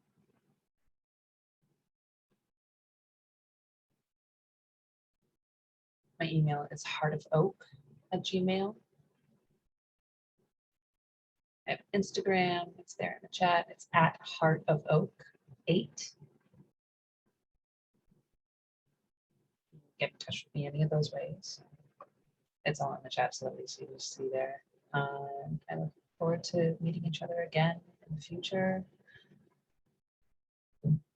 I have a couple of new projects right now that are in the works, and next month I'll be announcing about it. And if you're curious, go ahead and keep an eye on my websites. If you're interested, go ahead and follow me on social medias. That's great, and I appreciate all the interpreting services. Go ahead and tip them. It's really great. Thank you again. Hope you have a great night. Happy harvest. Thank you so much, Thorne. And I'm Laureli Shimayo. I'm an intuitive eye reader and a body psychology coach. I read your eyes, read your soul to share about your soul purpose, your path, answer questions about your career path, relationships you're in. I can help you find relationships that you're looking for your business, for your romantic life. So all kinds of different things, and helping you get more in touch with your body so that you can utilize your body as a way of helping you make decisions and a way of shifting when you feel stuck. I'm excited to connect with you in more of our MeWe events, as well as hopefully our MeWe events in person very soon. Yeah, and I meet with lots of people online. So I do 20-minute complimentary sessions if you'd like to get a sense of what it would be like to work with me personally and explore a specific topic, what it might be like to do a session. And my sessions are 40% off right now as a special. So that's $100 an hour or $60 an hour for BIPOC, again, taking a step towards making reparations for BIPOC folks. And we have lots of upcoming MeWe events. I take a little bit of a break here. We have a few days off. And then Thursday, September 30th, we have a panel on shadow play, so facing our shadows.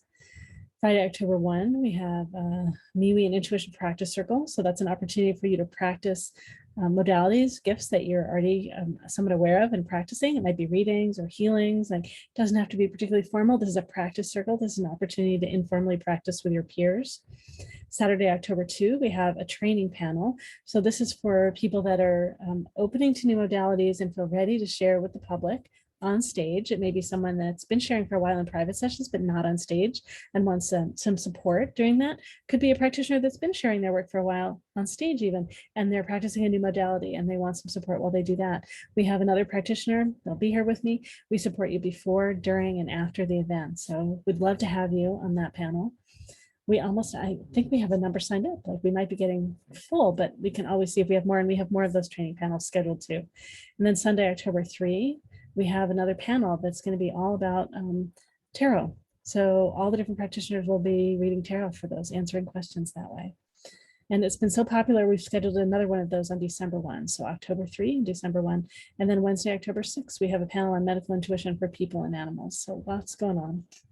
And we have a fair every month too. Well, thanks so much for being here tonight. You can learn more about our events at mewefairs.com, MEWEFAIRS.com. And thank you so much for dancing with the Fae and the elementals with us tonight. We look forward to more with you.